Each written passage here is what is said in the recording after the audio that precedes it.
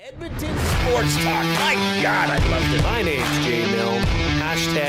#Blue.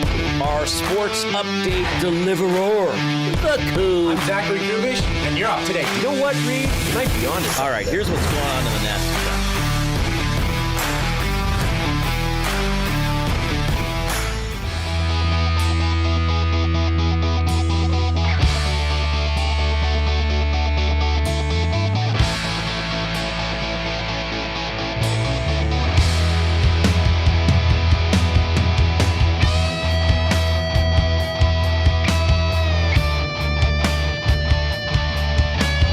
Sorry there, I was just adjusting my wire.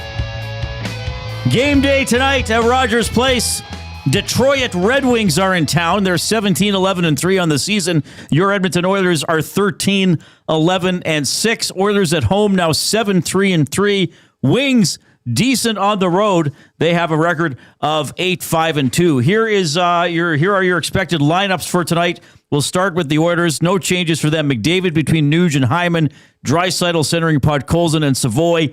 Henrique with Janmark and Mangiapane. Lazar with Frederick and Tomashek. On defense, Ek with Bush.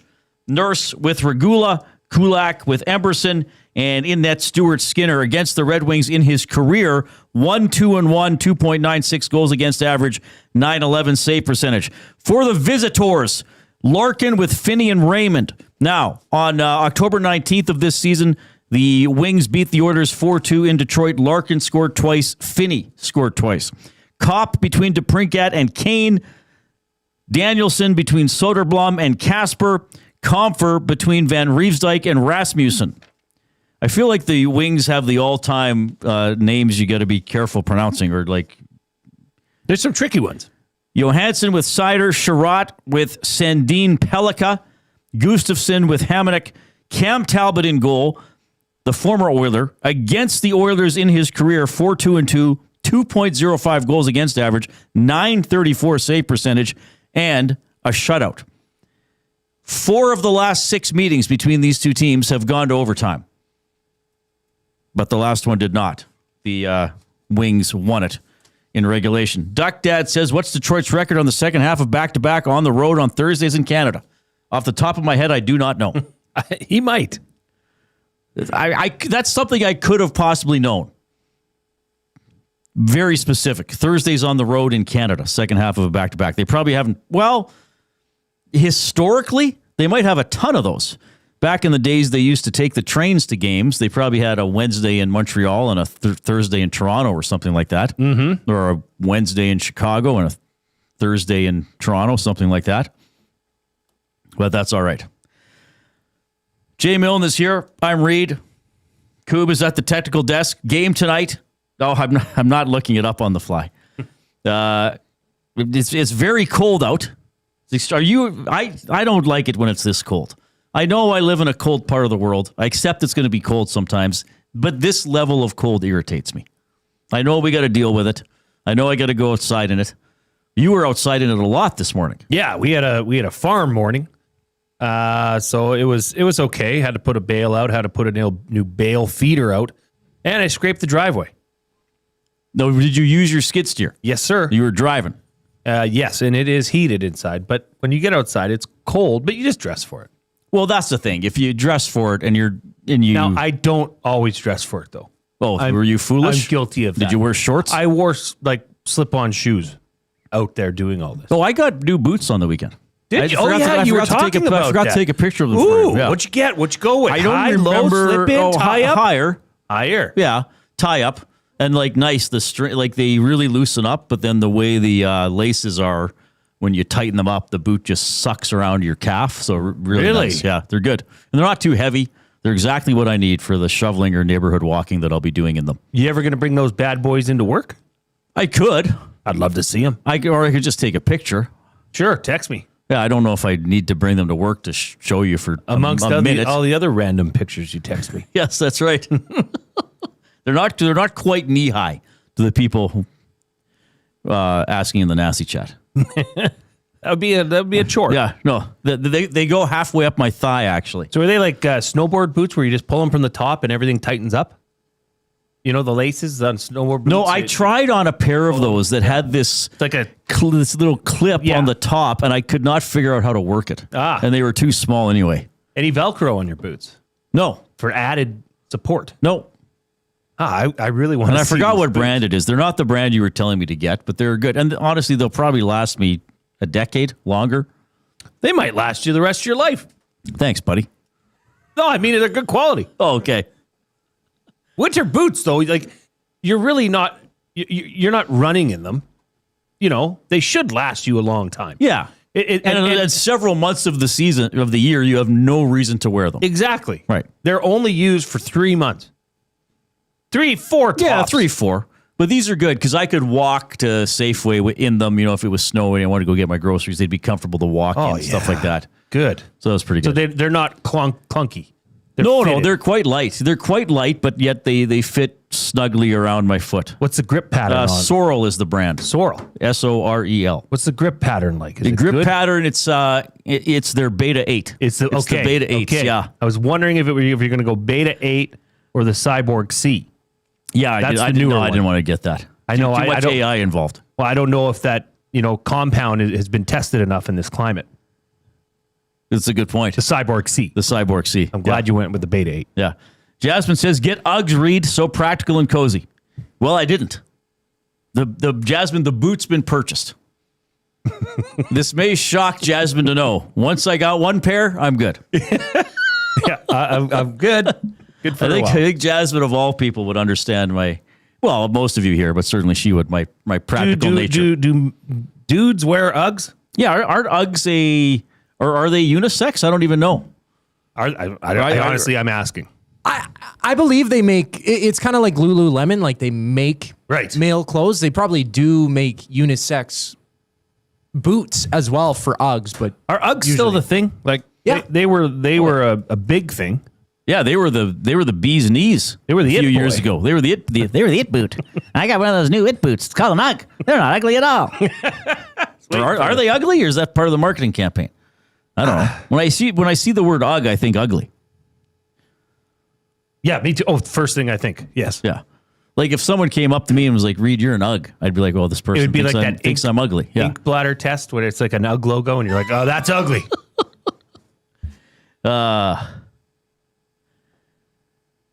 Big Uke says Nick Anderson had Uggs on yesterday in the hangout and complained about them having no grip. I did not know that.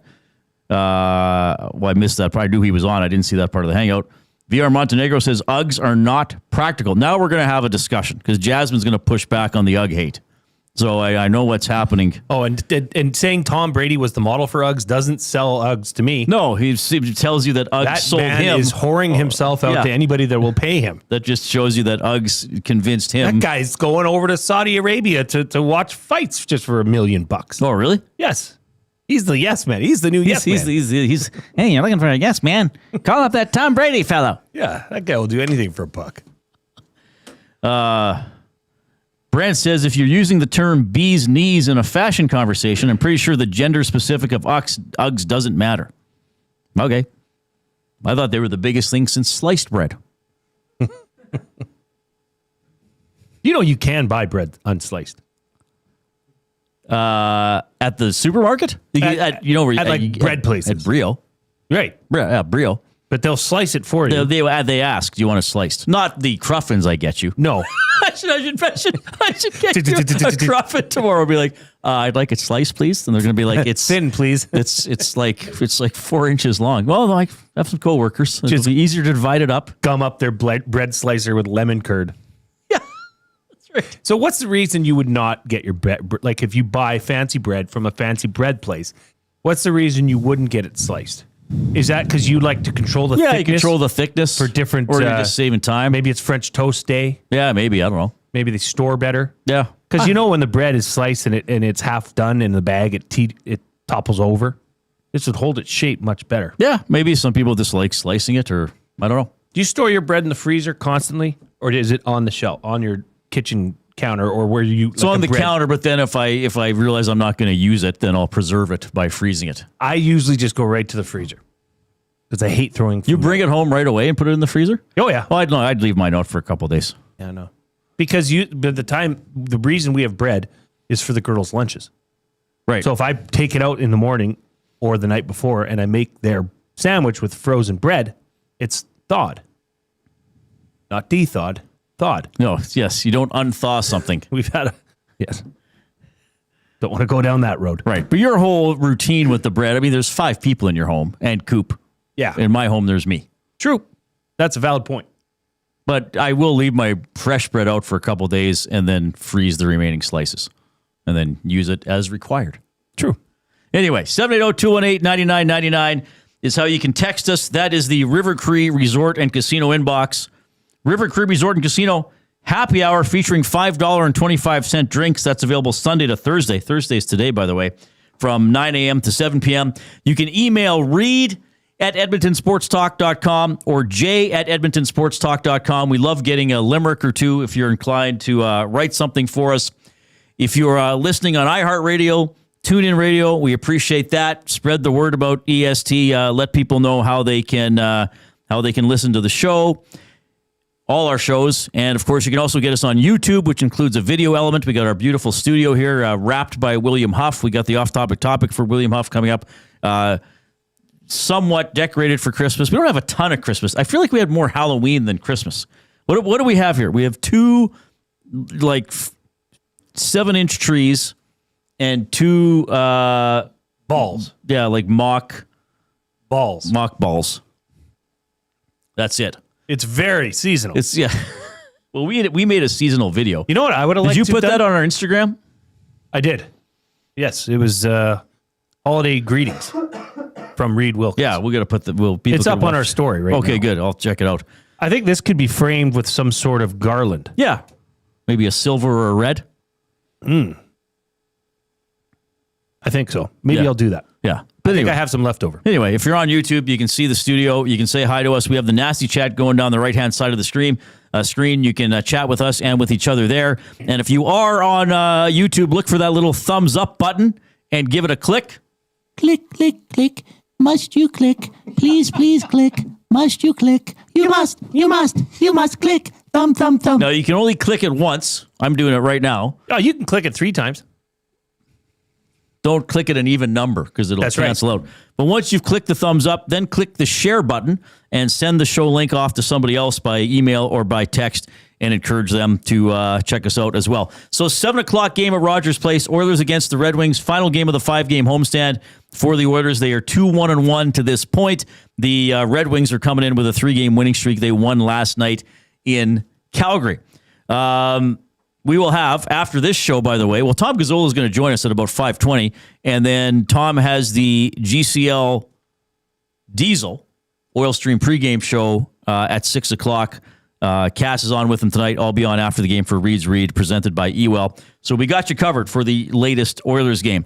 All right, so we have great listeners who really not just at Christmas time, all year round, we get treats dropped off. But we're getting a little more now. So somebody today dropped off a ice cream cake, and it's purple. And it's some kind of a yam-flavored ice cream. Ube. But isn't that some type of yam or something like that? Yeah, it's a purple yam. A purple yam. As far as I know. So very interesting. So we thought, okay, this could be fun for the off-topic topic, which, as always, is presented by William Huff. Since 1952, William Huff has provided industry-leading advertising solutions for thousands of valued clients. Their unparalleled customer service, combined with decades of industry expertise and a desire to make every job the very best it can be, is what they call the William Huff Advantage. Visit their website at williamhuff.com or give them a shout at 780-454-4536. We want to know your favorite non-traditional ice cream flavor. So not chocolate, vanilla, or strawberry. Your favorite non-traditional ice cream flavor. Okay. Are we throwing, would Oreo ice cream? Yes, I think that would count. That would fit the category? Yes. This is not even this was easy. Score. Oh, really? Okay. Yes. I find Score bites inside ice cream. Maybe you even mix in a little extra fudge, like a Score fudge. Okay. Ice cream. I'm good. I'm set. I got to go with mine. And this is the first time I ever had this flavor was at Made by Marcus. Nut nougat? Is malted chocolate honeycomb. Malted chocolate It is delicious. You got the chocolate, you got some chewiness, and then you got the crispiness of the honeycomb. So it's got a great texture to it. Now, when you say honeycomb, is this a honey flavor, or are you actually referring to honeycomb, the breakfast cereal? There's a honeycomb sponge toffee in it. I'm looking at the website right now. Okay. This is how they describe it. Malted chocolate ice cream mixed with homemade chocolate-coated honeycomb sponge toffee. Wow. It's really good. That would be up there for me. Look at this. Look at this. Tiger ice cream. Yes.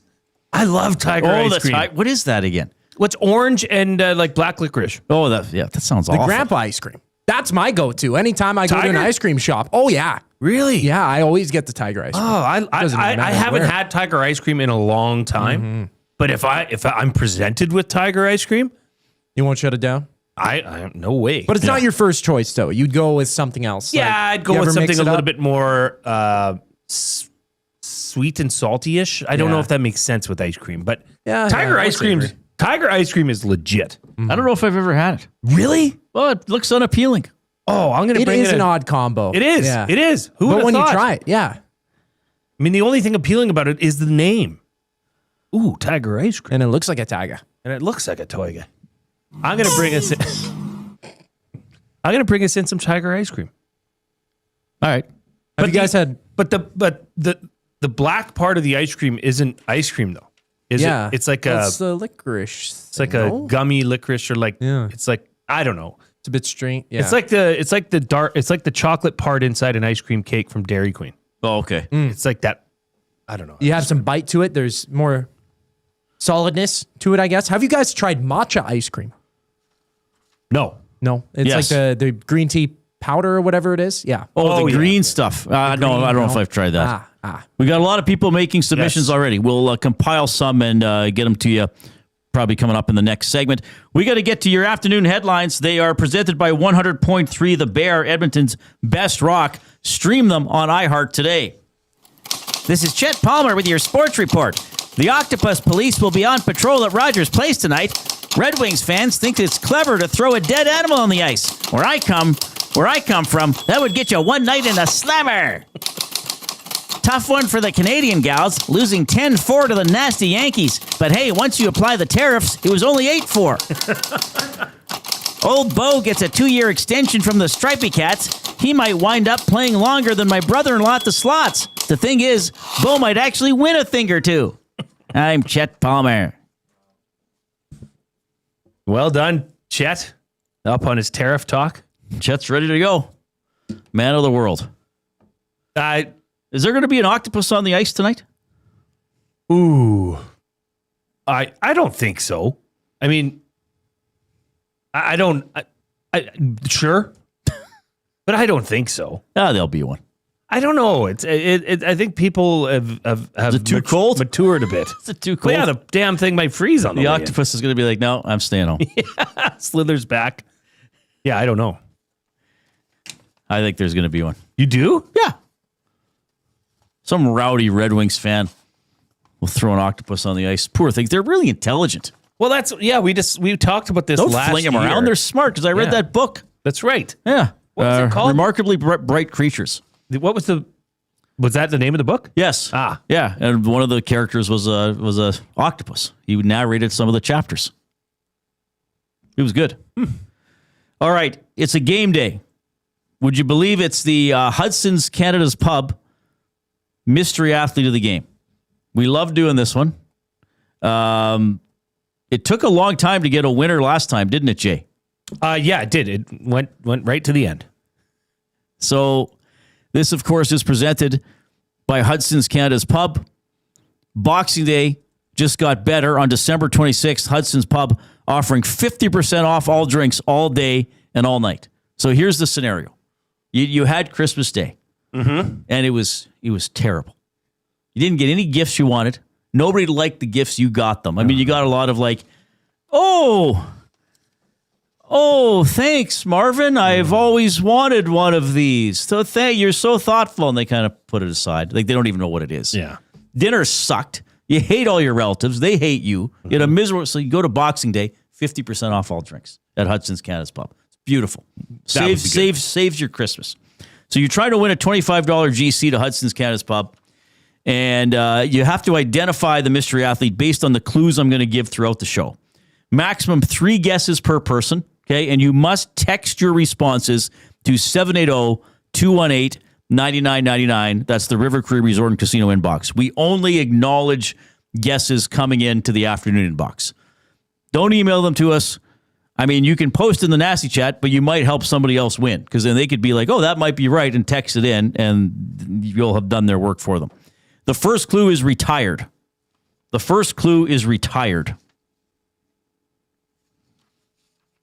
So pretty obvious. I made it too easy again. I was going to ask, like, are you over?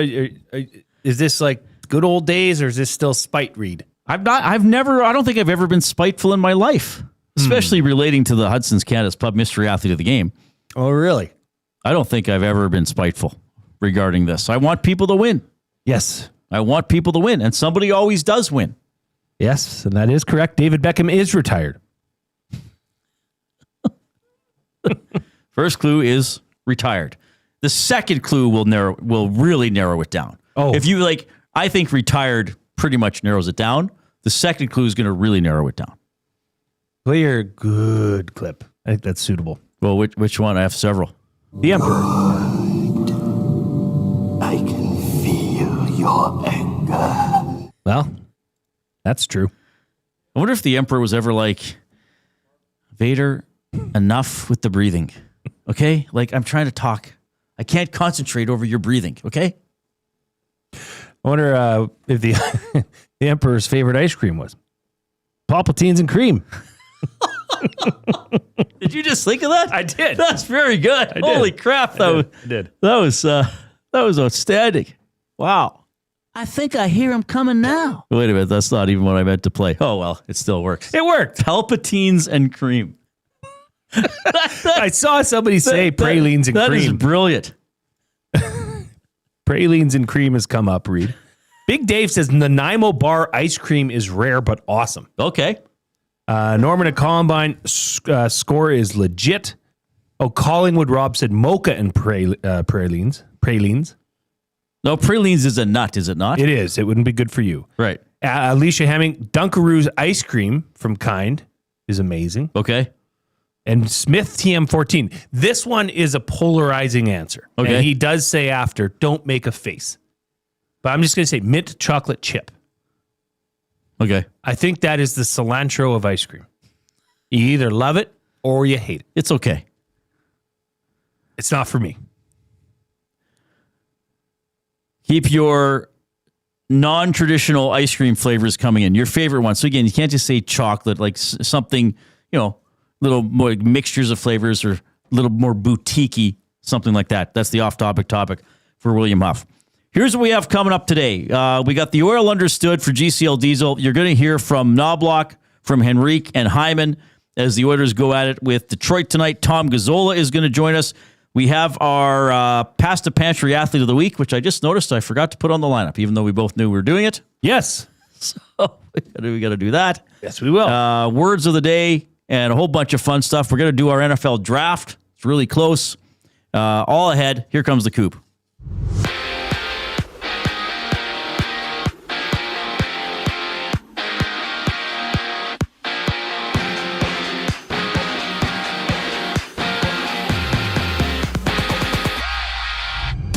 The Oilers and Red Wings matching up at Rogers Place. Detroit first in the Atlantic Division, riding a 3-game win streak. Tune into the GCL Diesel Oil Stream pregame show. Tom Gazola and Ben Thompson set the table for the action, with coverage starting at 6 o'clock right here on EST. A dozen other games on tap. The Sharks and Maple Leafs face off Bruins and Jets go at it while Minnesota plays host to Dallas. And for Vancouver, Brock Besser is a game-time decision as he's being checked for appendicitis. Down in Florida, the Buccaneers take on the Falcons. Mike Evans questionable for Tampa after being lifted from the injured reserve yesterday. He's missed the past 6 games with a fractured collarbone. Swing by Sally's Sports Bar and Lounge at Century Casino on Fort Road to join Lieutenant Eric for the matchup. Kickoff goes at 6:15. Meanwhile, Cincinnati's Trey Hendrickson has been placed on injured reserve, ending his season. He's set to undergo core muscle surgery, missing the past 5 games for the Bengals with a hip and pelvis issue. NBA action, there's 4 games tonight. Boston visits Milwaukee and Denver takes on Sacramento. Elsewhere in Memphis, Zach Edey is out 4 weeks with a left ankle injury. He'll be reevaluated in a month. This sports update is brought to you by Paramount Flooring. Get your home holiday ready with Paramount Flooring. For over 33 years, Paramount's family-owned business has a reputation for earning trust with fair pricing, dependable service, and quality workmanship. Call 780-483-1991 and mention EST for 10% off. Paramount Flooring. Flooring for the life you live. More with Reid and Jay following the break. I'm Zachary Kubish, keeping you up to date. 2 guys and a goalie. Hired or fired. Of the last 10 years, Cam Talbot would be at or near the top of the list for the Oilers, the one that got away. Does that have a time limit? Let's go back. We'll use the McDavid era. Yeah, I would have to say he's kind of one that got away. I never understood the signing of Mikko Koskinen. It's not like he was shooting the lights out. 2 guys and a goalie, presented by GS Construction. Tuesday and Thursday afternoons at noon, only on Edmonton Sports Talk, your clear choice for Edmonton sports. We have what you're looking for. GD Liquidators is Edmonton's one-stop shop for new and used warehouse, office, and industrial items since 1987. You'll find what you want when you want it. Give us a call, visit us in-store, or check out the monthly auctions at gdliquidators.com. 100% Canadian-owned and operated. We have what you are looking for. GD Liquidators. Where holiday cheer meets great beer. This season, celebrate at the Canadian Brewhouse. From plated dinners and festive buffets to casual pub-style parties, we've got the perfect space for your crew. Book your holiday party today at thecanadianbrewhouse.com. GCL Diesel has been serving oil country since 1972. From diesel cars to SUVs to pickups. From farm tractors to school buses to a big rig. From diesel generators to forklifts, GCL can test, troubleshoot, and repair all diesel fuel system components. Whether it's injectors, pumps, turbos, filters, or additive, GCL has the parts you need to keep your diesel running the way it should. For genuine diesel parts at wholesale prices, visit GCL Diesel in the West End or online at gcldiesel.com. GCL Diesel. Diesel understood. Hockey is heating up, and so is the excitement on Play Alberta. With casino winners every hour, jackpots worth millions, and revenue that stays in the province, there's never been a better time to sign up. Right now, our listeners can score a $50 free bet when they make a minimum $50 deposit with code EST50. That's code EST50 for a $50 free bet. Start playing with your game sense today to find out if you're Alberta's next winner. Must be 18 plus to play. If you gamble, please use your game sense.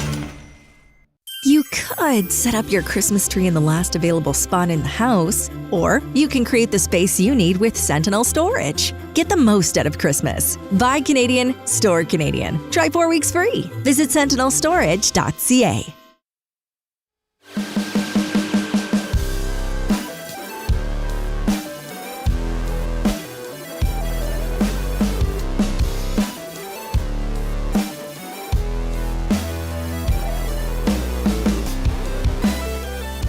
So some other Oilers notes here.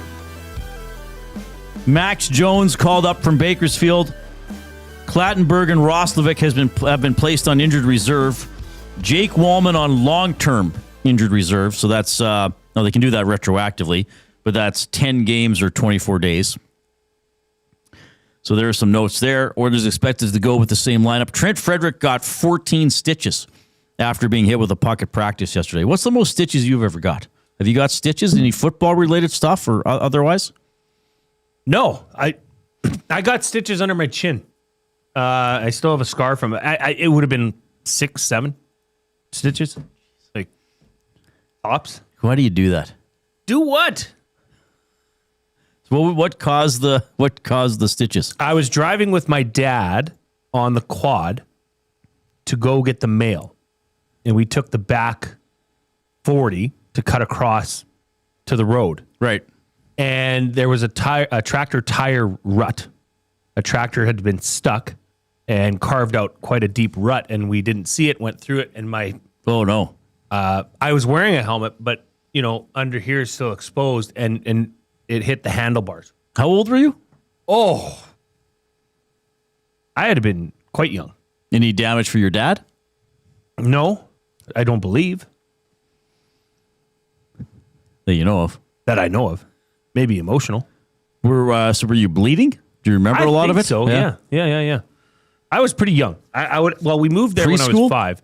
No, I would have been like 5 to 8. Okay. That range. Yeah. But do you have stitches? I did get stitches once, yes. Well, I mean, besides dental, the kind that dissolve or whatever.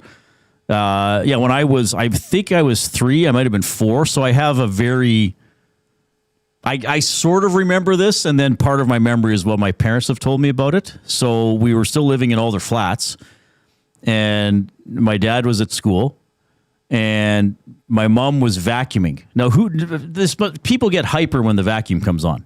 The sound of the vacuum. Oh, that didn't fire you up? I can't say it did. That got me going, Reid. Yeah, see? The sound of the vacuum. When I was a little kid, it doesn't do this for me now. I would start tearing around the house. Like, my mom would be vacuuming, and I'd be like, I got energy, and I'd be running around the house. And I don't remember everything, but I slid or something, and I hit my head on the side of the coffee table. Oh. And we had to go to Drayton Valley, so I don't remember the car ride or anything like that. I remember at one point looking in the mirror and still at the house, and my eyebrow was swollen and all the hair was red. Did you see the stitches? Like, look at my 2 eyebrows. Do you see the scar? No. Okay. Oh, yeah, on that one. Yes. Yeah, it kind of goes. Yes. So we went to Drayton Valley. That's a decent-sized scar. Yeah, thanks. That's why they call you Scar. So then my neck, that's right. Well, that and the excessive cocaine use. but that's a joke, everybody, okay? Hopefully people don't freak out. I'm joking. It's a movie reference. Mm-hmm. So we went, I don't remember the car ride to Drayton, and I don't remember being in a lot of pain, like I probably was. And I was 3 or 4. But my most vivid memory is I was on, the table or whatever, and the doctor was stitching up the wound, and I remember being quite upset about this. Like I remember sort of yelling and thrashing around, and I remember being held down by nurses. Mm-hmm. And my mom claims that she was told, maybe you should go wait outside as opposed to watching this. But I was like quite unhappy, little Wilkie, getting stitches. And I remember sort of the needle coming, not in my eye, but towards my eye. Sure. When you're a kid, just like, what's going on? So I got stitches across my eyebrow as a result of crashing into the coffee table. And then I remember when we got home, or the next day, I put some Scotch tape on the coffee table where I hit it, because I figured it needed some repairs as well. Well done. That's a great story. Did your mom get you ice cream after for being a brave little Wilkie? No, I don't think so. No. Nothing? No, why would I get anything? I'm the idiot that crashed into the coffee table. What, Reid? Why would I get a reward for that? You're a child. Things happen. No, I don't think there was any reward for that. I think my parents, especially my mom, was just happy that it was over. So, but then I don't remember having the stitches removed or seeing I must have looked probably bruised and swollen for at least a couple of days, you would think. Yes. But yeah, so the scar is still, you could still spot it.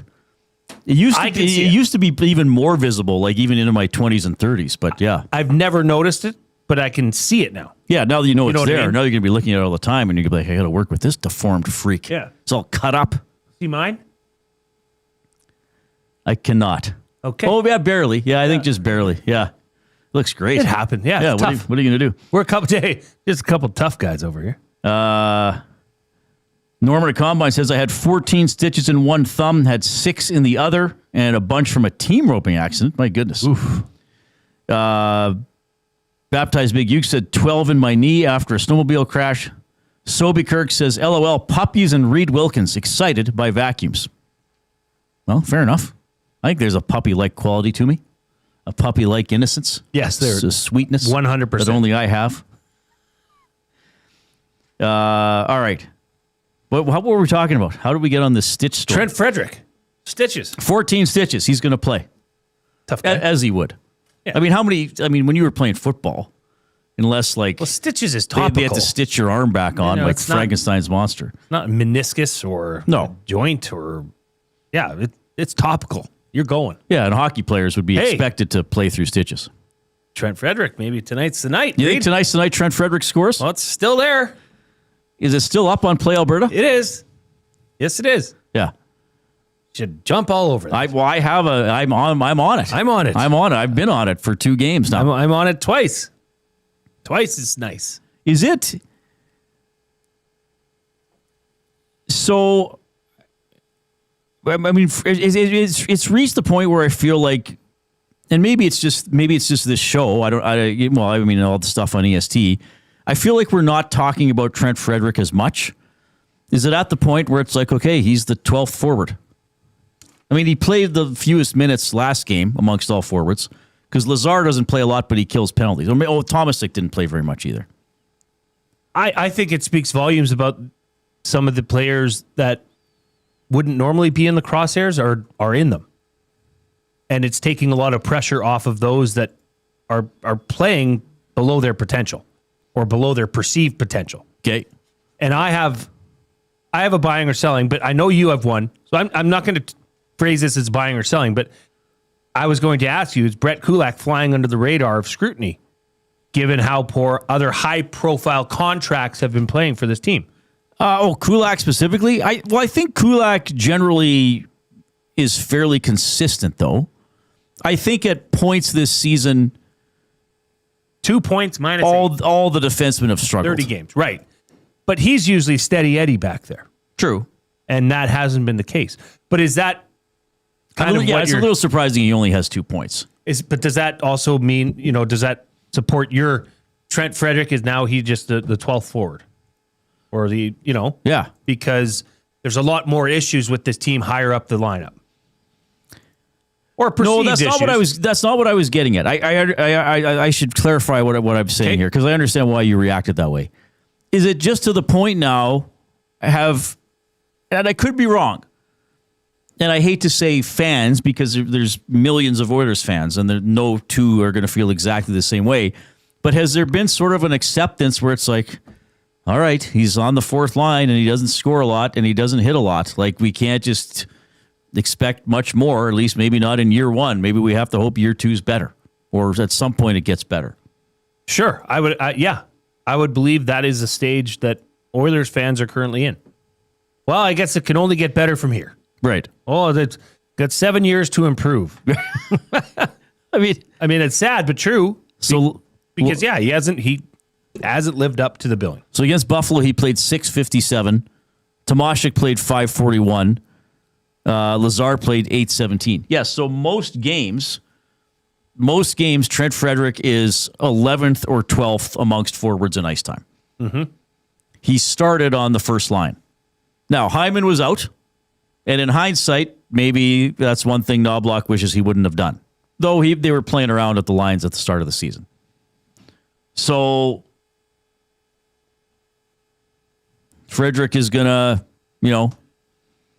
play on the 4th line.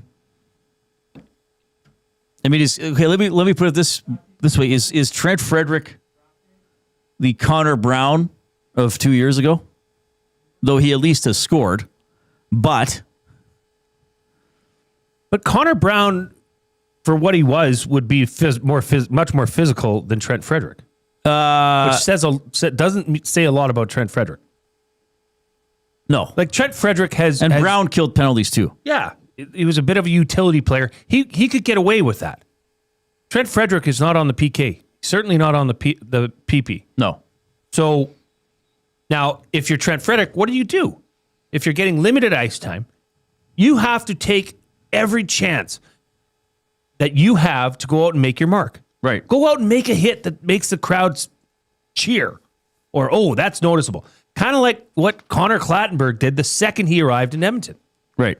Do something else. If it's not showing up in the score sheet and you're only getting limited time, well, you better take complete advantage of that time you get and do something that'll, say, stick out in the coaches or that'll help you elevate in the lineup. See, here's the thing. That's a good point. Connor Brown didn't, you could say in the 2 years with the Oilers, he didn't pan out for how they signed him because the hope was he could play in the top six, maybe even with McDavid and score 20, 30 goals. Who knows? Yep. It turns out he has that 60-some game drought at the start of the first year here. But both years that he's here, they go to the Stanley Cup final. And both years that he's here, he crafts out a role. Now, it's not the role he was supposed to have. Okay? So you could say that Connor Brown, like Trent Frederick, didn't live up to expectations. But by the Stanley Cup final of 2024, Janmark, Brown, and Henrique had become a very good line and killed penalties. Brown, and Janmark made some shorthanded plays, right? And really helped that PK be exceptional. So Brown comes back last year and he sort of plays that same role, right? So it's I think it's fair to say, and I hate doing this because it's going to sound negative, but I think people understand I'm doing this sort of for argument's sake and comparison's sake. I don't think it would be inaccurate to say Connor Brown did not perform to expectations. But the thing is, he still found a way to impact the game. Trent Frederick has not performed to expectations, but he has not yet found a way. Now, maybe he will. Maybe he will. Because it's 30 games in. It took Connor Brown probably 40, 50, 60 games that first year to adapt to the new role, become a third liner, become better on the PK, all that kind of stuff. Now, the difference was with Connor Brown, he was on a 1-year contract and then a 1-year contract. Frederick's on an 8-year deal that you're not getting out of. And Reid, honestly, he's played all 30 games. He's been there. He's been present. He's not, if there was worries about the ankle, he's been in the games. He's been involved. I think Trent Frederick is just a wait and see, and he's another product of a deal that was signed that no fan has control over. Trent Frederick certainly wouldn't turn down. That is not meshing with his play as of right now. It's just he's not. No, he does have 2 goals, but he's not close to scoring most games. He's had a couple other grade A chances. Like, we're literally, if Trent Frederick had scored on every grade A chance he's had, maybe he has 4 or 5 goals. He has 2. So that's like, there were nights where Connor Brown felt like, man, that should have gone in. No, it was disappointing because I know I did the post-game show with Rob. Like, there were a lot of nights like, what is this guy doing? When is he going to score? So maybe 30 games from now, maybe Frederick's more physical. Maybe he's more intimidating. Maybe he's skating better. Okay, yes, I could live with that. But I don't think Trent Frederick was necessarily brought in here to be a goal scorer. I think he was supposed to be a support scorer. Sure, support, but that's not happening right now. So do the other part of what you were brought in to do. A big body that could be physical and be tough to deal with in the corners or in front of the net. That's effort.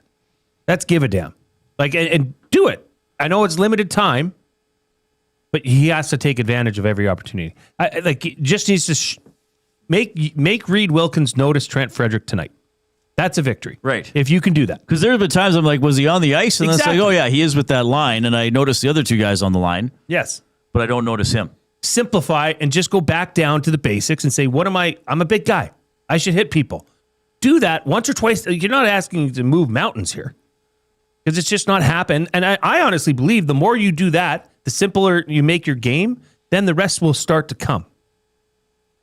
Caster 1990 says Frederick has the potential to become another Lucic contract. Brown worked out despite not living up to expectations. If Bowman wasn't so arrogant and signed to a 3-year contract, this wouldn't be an issue. Well, that's a fair point. If this were a 2-3 year contract, I'm not saying fans would be happy, but there'd be a little bit like, okay, if it's 2 years of nothing, or maybe there's a buyout, if it's 2 years, if it's 3 years, you buy out after the second year, something like that, as opposed to like untradeable, unbuyoutable, if that's a word. Well, if there was like no move clauses removed, that would even be a lot more palatable for the Oilers fans. 780-218-9999 is how you can text us, the River Cree Resort and Casino inbox. Jay and I are in the Canadian Brewhouse studio.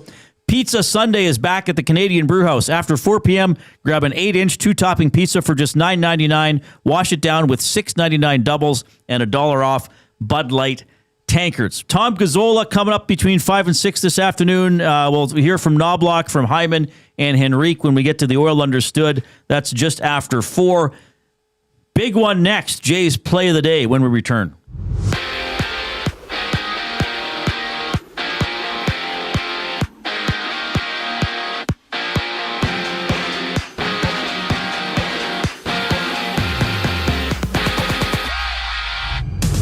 The Oilers have recalled Max Jones from the Condors while placing Jake Wallman on long-term injured reserve, and Connor Glattenberg and Jack Roslovic have also been moved to the injured reserve. Edmonton faces Detroit tonight, closing out their 5-game homestand.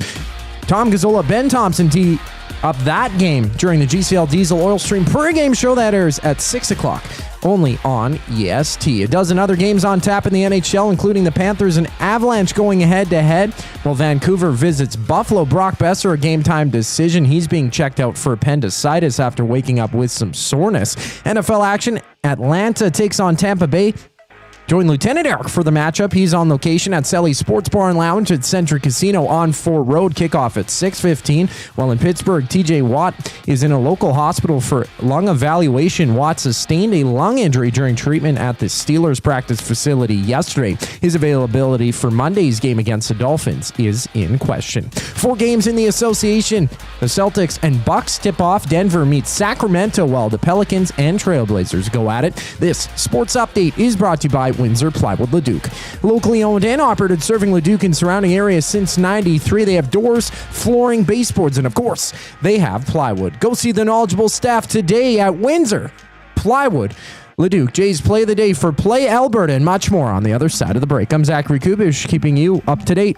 The Oil Stream. Coach Mike says Knoblauch will never be able to get 97, 29, and 2 to think defense first, will he? Kind of. It's just not in their DNA, man. I think Coach Mike's onto something. I mean, these guys. I mean, 5-on-5. I think McDavid and Draisaitl have improved a lot, but there still is a tendency where you're like, kind of flew the zone a bit early there. The Oil Stream, presented by Boston Pizza. Monday, Wednesday, and Friday afternoons at noon. Only on Edmonton Sports Talk. Your clear choice for Edmonton sports.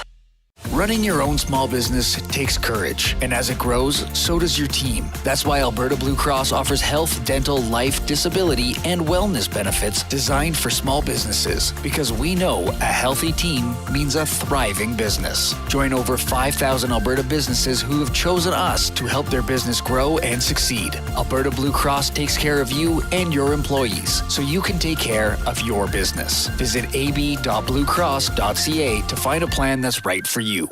At Firehouse Subs, our subs are freshly toasted, stacked high, and crafted to satisfy. Each sub is piled high with premium meats, melty cheese, and toasted to perfection. Firehouse Subs brings bold flavor to every bite, all served on a freshly toasted roll. But we're not just feeding Edmonton, we're fueling it. Dig into the brisket hat trick, piled with slow-smoked brisket and melty cheese. Or go to the Firehouse Subs fan favorite, the Hook and Ladder. Made to order with smoked turkey, honey ham, and Monterey Jack cheese on a perfectly toasted roll. With 15 Firehouse Sub locations across Edmonton and the greater area, it's easy to grab a hot and hearty sub close to home. Firehouse Subs. Hot, hearty, made to satisfy.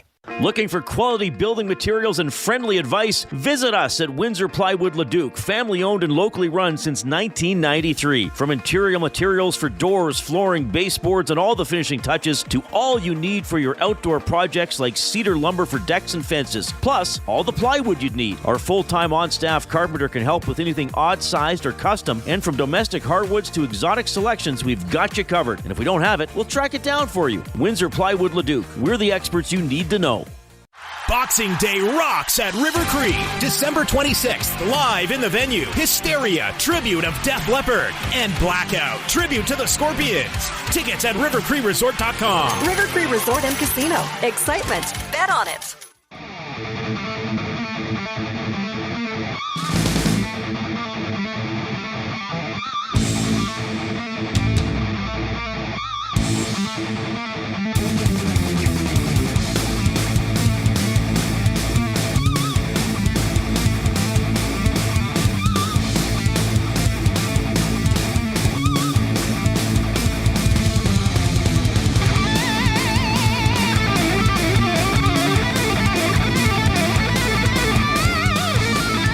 guitar solo.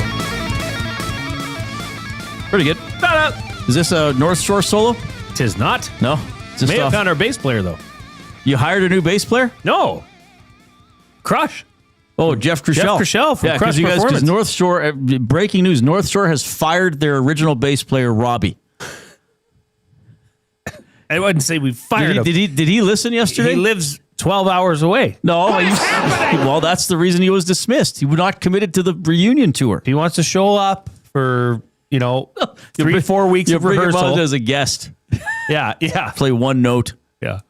No, Crush can play the bass. Yeah, that's awesome. He was great on the Hangout today. That was a good hangout. Fantastic, yes. Thanks a lot for joining us this afternoon. Oilers Red Wings tonight at Rogers Place. It's a 7 o'clock game. We will have the GCL Diesel Oil Stream pregame show with Tom Gazola at 6, and Tom is going to join us at around 20 after 5. The Oilers 13, 11, and 6 on the season. Detroit has won 3 in a row. They are 17, 11, and 3. Interesting, these teams not great at what I like to call goal prevention. Scoring, they can do it. The Oilers are 3.3 goals per game. That's 7th in the NHL. Pretty good. Wings above average, 3.13. That's 13th. Goals against. Detroit's 25th at 3.32. They actually have a negative goal differential. And the Oilers, 3.47 goals against per game. That is 28th. Obviously in the bottom 5 in the National Hockey League. The expected goaltending matchup is Skinner, 10-8-4 with an .887 save percentage. And Talbot for the Wings, 9-4-2 with an .884 save percentage. So what did we talk about before the season? Did not one of us say that the league save percentage was probably going to be below 900 this season? I can't remember if one or both of us said that. You were the one one of our predictions. Yeah, and it's on its way. It's so we have 2 goalies who are above 500. Now, Skinner has some overtime losses, but he's 10-8-4. Talbot is 9-4-2, and he has an .884 save percentage. Actually, their other goalie, John Gibson, also has an .884, and they're 6 games above 500, 17, 11, and 3. So now there are several goalies who have save percentages above 900. It's obviously not impossible, but we're seeing 2 teams that are right now in playoff spots with sub 900 goaltending by quite a bit, really. Yes. So what's happening here? I think we're in a more offensive era in the National Hockey League, right? I think that there's this mentality of hanging on to pucks to get the kill shot and not just put pucks on net to the point that it drives fans crazy sometimes.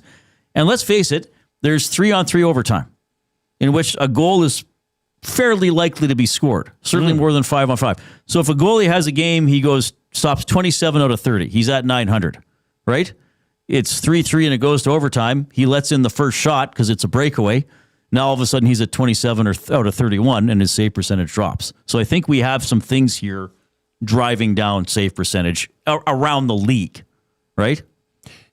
Now you said a more offensive era? I think this is a way more offensive era. Do you also think it's a less defensive, if that's even a right way to say it? I mean that. Do you think that now you're in an era where there's more value put on offensive skill and less value put on actual, true stay-at-home defenders? I think... Like, who's the best defenseman in the league? It's Cale Makar. But he can also play defense. I know, but he's also one of the best offensive defensemen in the league. I would say generally, this is a good discussion. It'd probably be a good question for like Cass and Belzy and Gager too. It would. Yep. I think if I could sort of compile what I've heard from ex-players over the years and now from, more of this era, I think there's more coaching of offense. Like in terms of set plays or how are we going to keep the puck alive or what are we going to do off this face-off, things like that. Like Rob Brown always said, like when he had Hitch in junior, and Hitch basically said, when the other team has the puck, you play the way I tell you to play. When you have the puck on the other side of the red line, do what you want. Like I think they had power. I'm not saying there wasn't offensive coaching, but there was a little bit more, I think, you darn well better do this defensively or you don't play. Once you have the puck, it's playtime. Just don't turn it over. I mean, I'm generalizing here, of course, but I think there's. But like you have to at least attribute some of the declining numbers in save percentage to a lack of defensive, not awareness, but play. It can also be, yes, more goals are being scored. Offensive players are doing their thing and becoming more offensive. But I think there's got to be some of that number falling. Because, I mean, that's been... I honestly, Jay, I just think the offensive players have got that much better. I still think there's good defending. I still think hockey is quite a physical and a rugged sport. Sure. But you've been seeing this decline in save percentage for... Yes, but I think we're getting generations of players who, as kids, haven't had the creativity coached out of them. Let's face it. You know, hockey's an old school sport. You know, or there's been old school thinking in the sport. Like, how dare you stick handle through two guys? Dump that puck in, you snotty little show off. That's true. Right? Now it's kind of like, and I know it frustrates fans, you know, when Bush tries to do it behind his own net, but now it's all like, hey, beat a guy. If you got skill, beat a guy. Mm-hmm. Like, keep the puck on your stick. I mean, Kelly Rudy told a great story on my old show a few years ago, watching Zegras in warm-up. And Kelly said, I never used to watch the warm-up. Double check the lines. Okay, poop-de-doo. Let's get ready for the game. I don't know if he said poop-de-doo exactly. Poop-de-doo. But now it's like, you know, you see guys juggling the puck and trying stuff in warm-up or passes or the Michigan move or whatever. So I think there's like, okay, let's take a very simple example. The shot high over the goalie's shoulder. Mm-hmm. The puck, McDavid and Draisaitl have scored on it. Podkolzin scored on it. Not an elite offensive player. So now I think there's a little bit more like, I can make that shot. And coaches are like, try to make it. Okay, you might miss. Well, it rings around. If our other defenseman's covering the point, we'll be fine. You know, I think there's a little bit more like, if you can make a play, make the play. And I think Knoblauch coaches that way. I think a lot of coaches coach that way. Now, I still think that defensive responsibility and defensive systems are being coached and instructed. I would certainly hope. But I think the players are getting better and they're being unchained. Like, I remember 20 years ago, like Lloyd had a bantam team and the coach, you know, had a bit of a reputation for being pretty hard on the players and pretty unimpressed. And I remember interviewing him at the tryout and it's like, well, how do you look at the players? Well, you know, there are some nice players. Like, it was almost like, how dare they have skill? Right. That's nice. You know, well, that could be seen as arrogant at that time. Sure. Maybe that was an arrogant player. Now that's obviously part of the narrative is, no, if you, like you said, if you have skill, take the person one-on-one and beat them. Right. That's interesting. So that you think this is a system change. I think it's somewhat of a philosophy shift. And plus, and when I say analytics, some people are going to be like, Reid, shut up. And some people are finally going to be like, old gray-haired Reid's finally recognizing analytics exist. Neither one of you are right. But, you know, all the stuff with puck possession, all the more data we have, right? Like puck possession. Like, what have we talked about a lot? Move the goalie. Move the goalie twice, then shoot. Your percentages go up. Like, now there's more, it's easier to track this with video and computer programs and all that kind of stuff. So I think all that is lending to more offense, which is going to lend to save percentages coming down. Right? Like, so now this is generally, there are still good goaltenders, right? There are still issues with the Oilers goaltending. Like, I'm not deflecting from that, but I'm saying we could be in an era where 12 years ago, an .897 save percentage goaltender might be ready to go to the AHL scrap heap, whereas now .897 might be like, well, you know what? He could start 45 games for us. Okay. Well, I mean, I'm just looking this goes back to 05-06. You know what the save percentage was there? 912. 902. It got the highest in that time period in 2014-15 at 915. The league average was 915. Yes. Right. So now, since 2015-16, it has been dropping. Is this the hockey reference page? Yes. Yeah, and this does not, I double checked this does not count empty net goals. 915, 913, 912, 910, 910, 908, 907, 904, 903, 900. Currently 898. Currently 898. Right. So if you had a 900 save percentage goaltender in 15-16, he would have been awful, well below the league average. Now he would be slightly above the league average. Yeah, but you could see it coming down over the past 15 years. Yeah. And there was one year, Jack and I looked this up once. There was a year, I don't know, maybe 15 years ago, maybe it was 12, 13. It was one of the years the Oilers missed the playoffs, but they had a really good power play. I think they were third, and they were like 21%.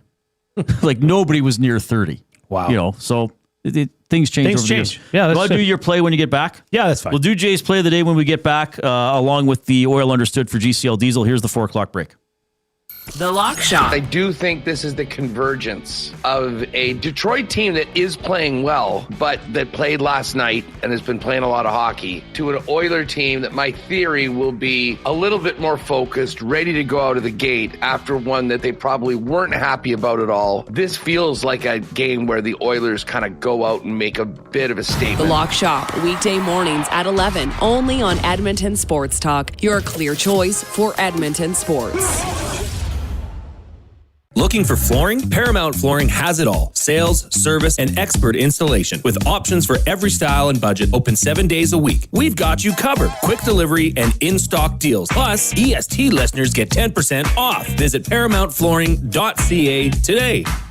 You've always known GCL Diesel as the experts in diesel fuel systems. But did you know that GCL is also your source for turbochargers and turbo repair? As a turbo supplier for Garrett, Borg Warner, and Holset, GCL can provide genuine original equipment turbos at wholesale prices. Whether it's diesel, gas, natural gas, or performance, we can provide you with the turbo or custom repair you require. Turbo questions? We've got turbo answers. Visit us in the West End or online at GCLDiesel.com. GCL Diesel, turbochargers, understood. Where holiday cheer meets great beer. This season, celebrate at the Canadian Brewhouse. From plated dinners and festive buffets to casual pub-style parties, we've got the perfect space for your crew. Book your holiday party today at thecanadianbrewhouse.com. Weiss Johnson, whoa. Hi, Dennis from Weiss Johnson here, and we're excited to be partnering up with the Nielsen Show and have a special deal exclusive for Nielsen Show listeners. Get 10% off any new Trane furnace, air conditioner, or heat pump installation from now until the end of October. Bundle a furnace with an AC or heat pump and get 25% off the package price. Get your home comfort now for all seasons with Weiss Johnson and Trane. Trane, it's hard to stop a train. Visit WJSportsTalk.com today. You've heard the name, but what does it mean? For over 66 years, William Huff Advertising has supplied signage from screen printing to digital to LED with design, production, and install in-house. It's a one-stop shop for all your signage needs. Edmonton owned and operated, William Huff has been trusted by the biggest companies and teams in the City of Champions and many others across the country to do the job. If you're looking for a way to get the word out about your company or event, they are the answer. Go to www.williamhuff.com. Their results speak for themselves.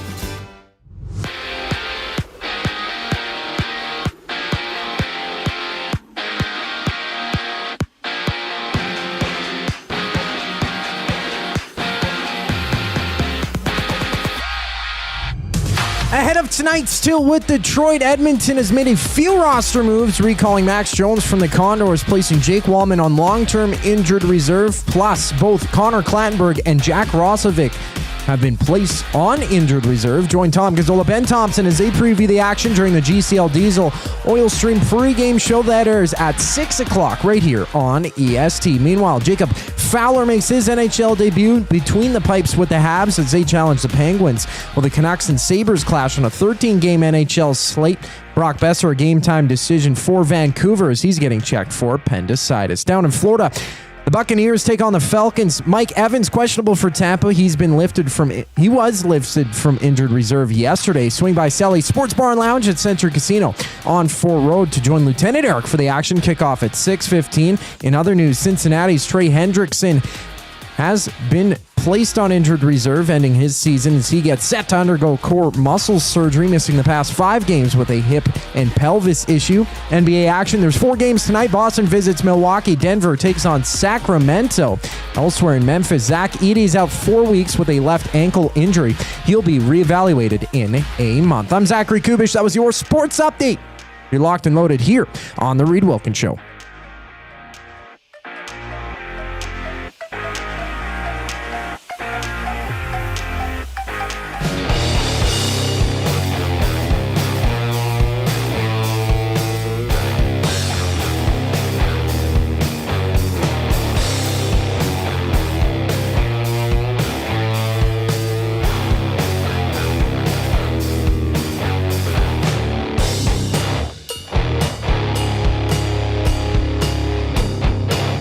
It's 4:05. The temperature is darn cold. Yeah, quick weather update. Hard to believe. On Edmonton Sports Talk. I mean, it's December 11th. It's hard to believe it's this cold. Did you know there's an NFL game tonight? It's week 15. Can you believe that? That's hard to believe. That is hard to believe. We're going to make our NFL picks later on in the show, the world's simplest fantasy football draft. Do you know Christmas is in 14 days? No, it can't. It's like in a month. It's got to be like in a month. I thought it was at least 60. Yeah, I thought it was at least. Yeah. But it's nigh on a fortnight, eh? Nigh. I don't know if I'm using nigh on properly or not. I think when you say I just like saying it. Intertwine it like that. Oh, we need to give out a clue. Oh, yeah. Thanks for reminding me.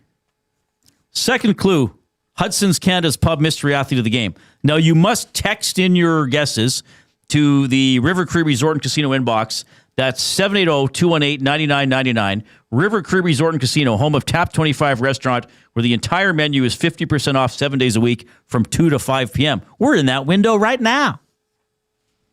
The second clue is Raptors. First clue was retired. Second clue, Raptors. First person to text in the right answer wins the $25 GC to Hudson's Canada's Pub. But remember, maximum 3 guesses per person.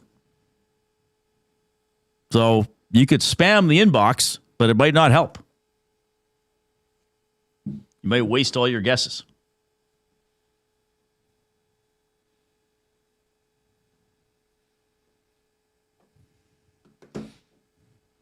All right. Jay's not saying anything. He's being very careful with the Miss Hudson's Canada's Pub Mystery Athlete of the Game. You're being very careful. I just know what's going on here. Do you? Yeah. Yeah, I do. I'm not sure what you think is going on. You just don't want to come out and besides admit the it. obvious. What? I have nothing to admit. I have nothing to admit. There's nothing for me to admit. I'm doing my show. I enjoy doing my show. I love working here. I love doing the show with you. You've become one of my best friends, Jay. Whoa! Whoa! Whoa! Hot take alert. The Coob is here, who is a guy. a young person I tolerate. Coob, we love you. Yeah, we love you, Coob. You're your own person. You are special. Don't ever change. I am me. Yes, you are. You are you. Yes, that's very true. I am me too. Oilers Red Wings at 7 tonight. GCL Diesel Oil Stream pregame show at 6 o'clock with Tom Gazola. We'll have the Oil understood right away, but we got to do this. It's Jay. It's play. He's Jay. It's today. It's Jay's play of the day. It's Jay's play of the day. Jay's play of the day. Presented by Play Alberta. Make your bets count for you and everyone else with the Play Alberta app with hundreds of player prop bets on the biggest leagues, NFL, CFL, NHL, NBA, MLB, you name it. You're not just playing for fun. You're supporting your province. Play Alberta Revenue helps fund Alberta programs and services. Deposit $50 today with promo code EST50 and get an EST exclusive $50 free bet to get started. Well, we cashed last night. Yes, I did as well. 3-0. Big win. Good so team. Let's keep this train rolling. Oh, I wish I could use Dustin's train. Choo-choo. Well, we got the next best thing. Yes. That's a train trying to get going. That's right. The locomotive starting up. Yes. I was wondering why that sounds so familiar. You know what happens when people are waiting at a train station? And like they're eagerly waiting, and then they think they can hear the train in the distance, and their long lost friend is on it. I think I hear him coming now. Yeah, that's what they say. Okay, this is it. This is what we're doing. Red Wings are coming in hot. They're on a 3-game heater. They handled the Flames pretty easily, although the score wouldn't necessarily show that. I think they're due. Last night I said the Blackhawks were due, and they came through. Right. But I think they're due for a loss at the hands of the Oilers. So I'm a little bit bullish on the Oilers. Oilers minus 1.5. So that means they have to win by 2 or more goals. Okay. McDavid, 1 power play point, and Leon Draisaitl, 1 point. Okay. Okay, so there's a power play point for McDavid. If they're going to score in the power play, guess what? It's probably going through 97. And I just think Draisaitl and that second line have been clicking. So I really like this play. I really like this to keep the train rolling into the weekend. Plus 400 it's been boosted to. So that's a good number as well. So heading over to playalberta.ca, click on sports, click on EST specials. You'll see several specials there, but you'll find Jay's play of the day. Oilers minus 1.5, McDavid 1 power play point, and Draisaitl a point, boosted to plus 400. And always remember to use your game sense. It's Jay, it's play, he's Jay, it's today. It's Jay's play of the day. It's Jay's play of the day. Jay's play of the day. So for people who use the odds the way I use them, it's 5-1. Yeah. And a Trent Frederick goal is almost 6.5-1. Correct. And I believe that one stays active until Christmas. It looks like it does. Yeah. So that's pretty good. Lots of great guesses coming in, Reid. Anybody correct? No. No, we would have given out the GC if somebody was correct. Uncle Jesse, is Reid ready for a sleepover? Not in these clothes. Oh, at your place? Yes. No. Bury the cheater. Why would I have a house to sleep in. I don't need to go to somebody else's house. It'll be fun. so awkward if I came over. You have a family. I'd have Tiger ice cream and popcorn. Coop would be the only person who cared. Coop and you could hang out. We could spoon. You could spoon in the basement. He would be the little spoon. Clearly. Oh, Chet Palmer. Hey, Coop. Is that a milk bone in your pocket, or are you just happy to see me? Oh, poor Coop. You mentioned the special team. Sorry, were you going to say something else? Well, Barry the Cheater said, don't ever stop being you, Coop. No, definitely don't. Don't. Red Wings power play, not bad, 23.5%. That's 8th. Oilers power play, 31.6, down to 3rd now. They were first a couple of days ago. Red Wings PK and the Oilers PK tied for 20th, 79.8%. So I guess you'd give the Oilers a slight special teams advantage because they have a better power play. As we bring you the Oil Understood, presented by GCL Diesel, providers of the best diesel engine components around. From turbochargers to injectors, fuel pumps to sensors, they are the critical engine component experts. Proud to serve Edmonton and Northern Alberta for over 50 years, and now a partner of Edmonton Sports Talk and the Reid Wilkins Show. GCL Diesel. Diesel!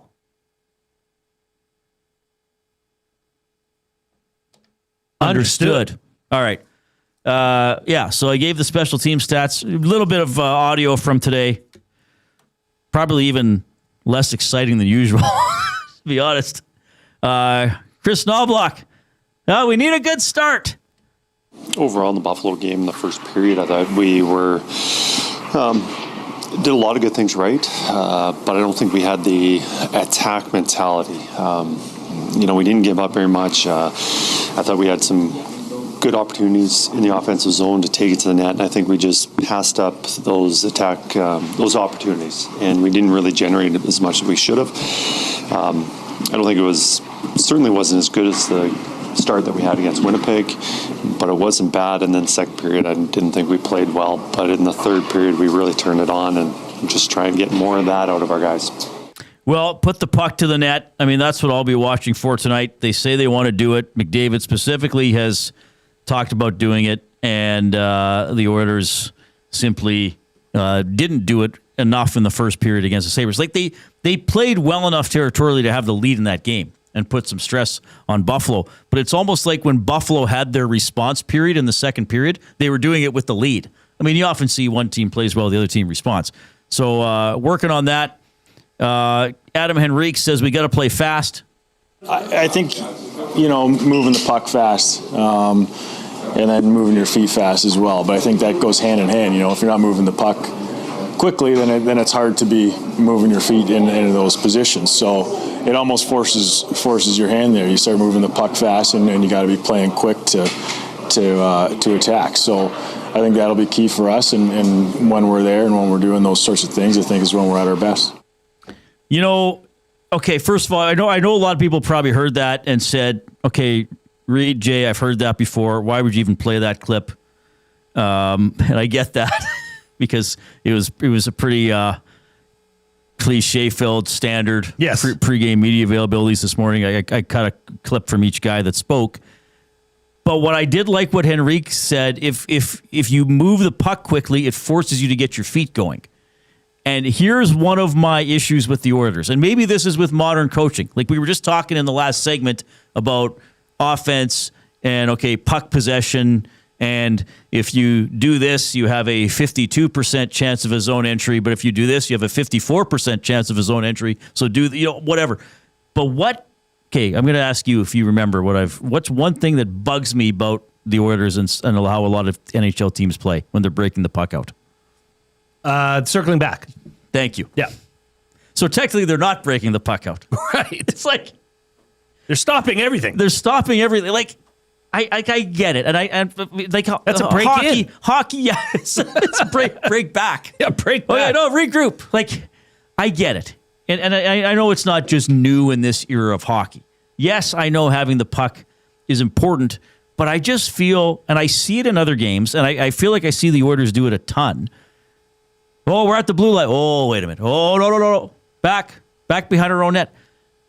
And then sometimes they've turned it over because it's like, now we're fumbling it around. Now we gave the other team time to change their line. Like to me, if the other team's like partway through a change, so it's hard to catch a team on a change and get a breakaway or 2-on-1. It happens, but usually, they got guys covering. But if you got a team changing, get it down that side away from the bench and get it in. That's easy. Make entry. them go back and chase it when they're coming off the bench, and you're maybe already organized to forecheck. But we got it. Let's go back. So that's why I wanted to use that clip, because I know the Oilers. What are some of the buzzwords with the Oilers? We got to play fast. We got to play connected. All right. Well, most teams are going to say that. Like no NHL team has ever come out and said, we got to get the puck and slow it down. But there are times where, like, read the game situation. Read the game situation. Like, that's an easy zone entry. Yes. At basic, at minimum. Right? Take advantage of it. Right. Right? You don't score goals from outside of the offensive zone that often. Right. You're getting free access into the most highly sought-after zone on the ice.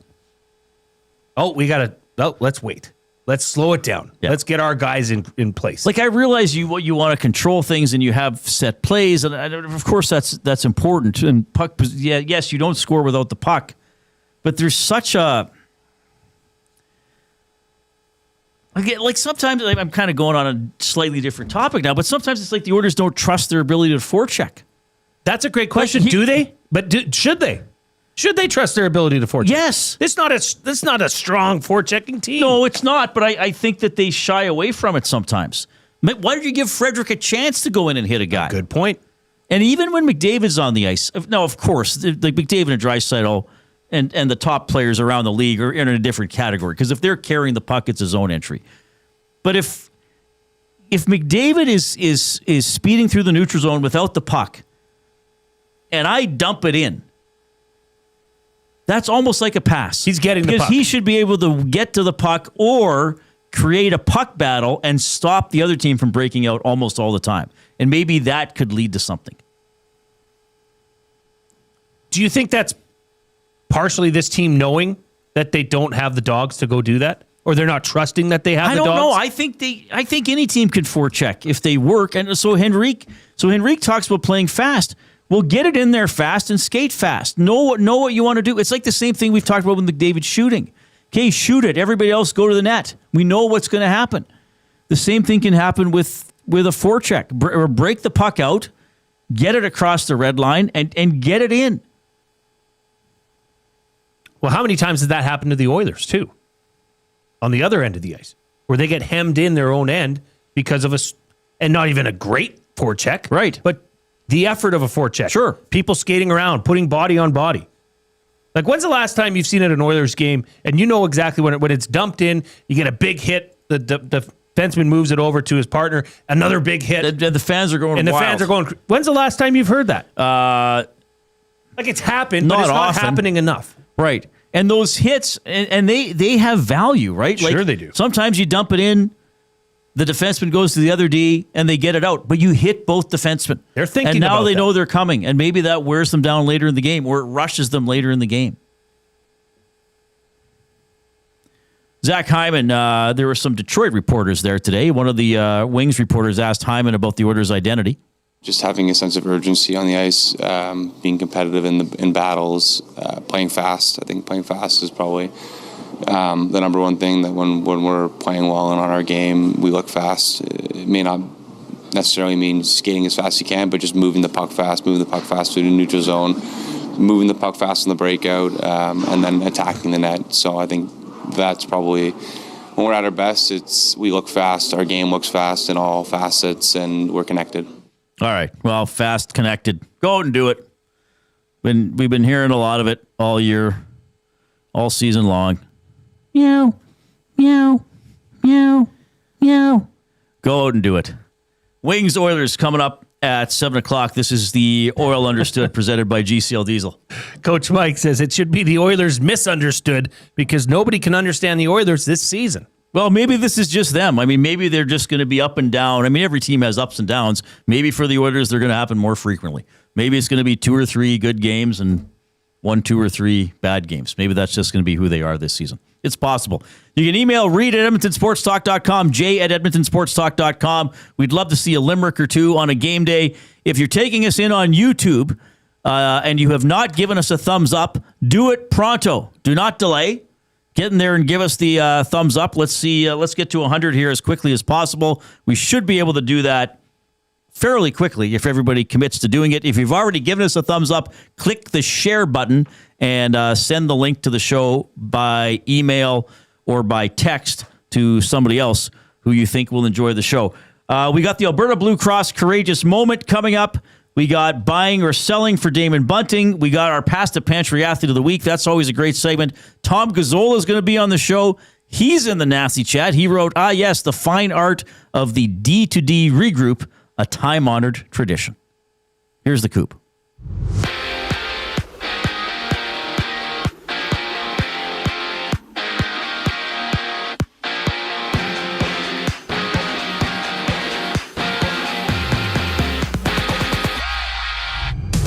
The Oilers have recalled Max Jones from the Condors, placing Jake Wallman on long-term injured reserve, plus both Connor Clattenburg and Jack Roslovic have been moved to the injured reserve. Edmonton faces Detroit tonight as Tom Gazzola and Ben Thompson tee things up during the GCL Diesel Oil Stream pregame show. Coverage starts at 6 o'clock, only on EST.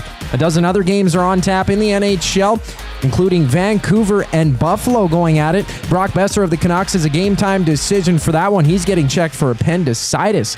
He woke up today with some soreness. NFL action. Atlanta takes on Tampa Bay. Join Lieutenant Eric for the game at Selly Sports Bar and Lounge at Century Casino on Fort Road. Kickoff for that one at 6:15. And in Pittsburgh, TJ Watt of the Steelers is in a hospital for a lung evaluation. Watt sustaining a lung injury during treatment at the practice facility yesterday. His availability for Monday's game against the Dolphins is in question. 4 games in basketball, including the Celtics and Bucks tipping off. Well, for the Grizzlies, Zach Edey is out for some time with a left ankle issue. He'll be reevaluated in a month. This sports update is brought to you by Advantage Sports Medicine. Connor McDavid's got a team of specialists. You've got a bag of frozen peas. Get the same locker room approach that's trusted by the best in the game. Call them at 780-460-9977 or visit their website at advantagesportmed.ca to book an appointment. Today, the Reid Wilkins Show continues following the break. I'm Zachary Kubish, keeping you up to date. The Nielsen Show with Lieutenant Eric. Jamie McLennan. Do you think there has to be a level of accountability or there's no fear? I don't know. I think we're at a point with Bouchard. There's no fear of anything, but he should fear losing ice time. That's the only thing a coach has. And right now, if you could take that away from him, maybe he'd get frustrated and show you. But we've had this conversation, it seems like too many times this year, unfortunately. The Nielsen Show with Lieutenant Eric. Weekday mornings, 6 to 9. Only on Edmonton Sports Talk. Your clear choice for Edmonton sports. When you cater with Royal Pizza, you're getting the same great pizzas, pastas, and salads you love, Just bigger. and built for a crowd. Perfect for teams, offices, or parties, Royal Pizza's catering brings real value around $10 per person. Delicious, high quality, and easy. If you like their pastas, you'll love their catering pastas even more. Visit royalpizza.ca or contact your local store for exact pricing and details. So come on home, Royal Pizza, still making it great. At Firehouse Subs, our subs are freshly toasted, stacked high, and crafted to satisfy. Each sub is piled high with premium meats, melty cheese, and toasted to perfection. Firehouse Subs brings bold flavor to every bite, all served on a freshly toasted roll. But we're not just feeding Edmonton, we're fueling it. Dig into the brisket hat trick, piled with slow-smoked brisket and melty cheese. Or go to the Firehouse Subs fan favorite, the Hook and Ladder. Made to order with smoked turkey, honey ham, and Monterey Jack cheese on a perfectly toasted roll. With 15 Firehouse Sub locations across Edmonton and the greater area, it's easy to grab a hot and hearty sub close to home. Firehouse Subs. Hot, hearty, made to satisfy. When gambling, set a budget before you play. Stay informed and visit GameSenseAB.ca to learn how. Remember, if you gamble, use your game sense. Boxing Day rocks at River Cree. December 26th, live in the venue. Hysteria, tribute of Def Leppard. And Blackout, tribute to the Scorpions. Tickets at rivercreeresort.com. River Cree Resort and Casino. Excitement. Bet on it.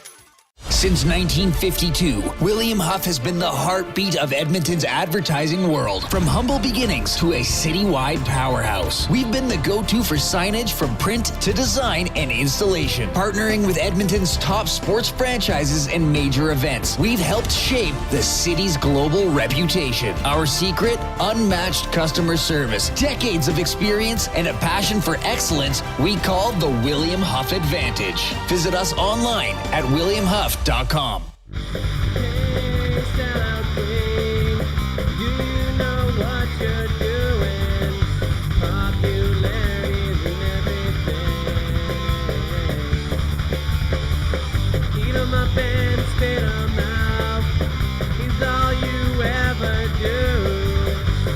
Oh, are we here, Coop? Are we doing a show? How's it going, everybody? Jason Milne, Reid Wilkins, Zachary Kubish in the Canadian Brewhouse studio. Win big this football season at the Canadian Brewhouse.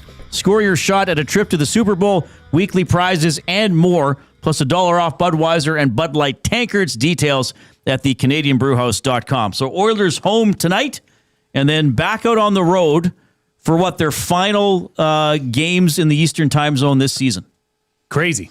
Well, I guess the last one's in Minnesota, right? Because it's going Toronto, Montreal, Pittsburgh, Boston, Minnesota.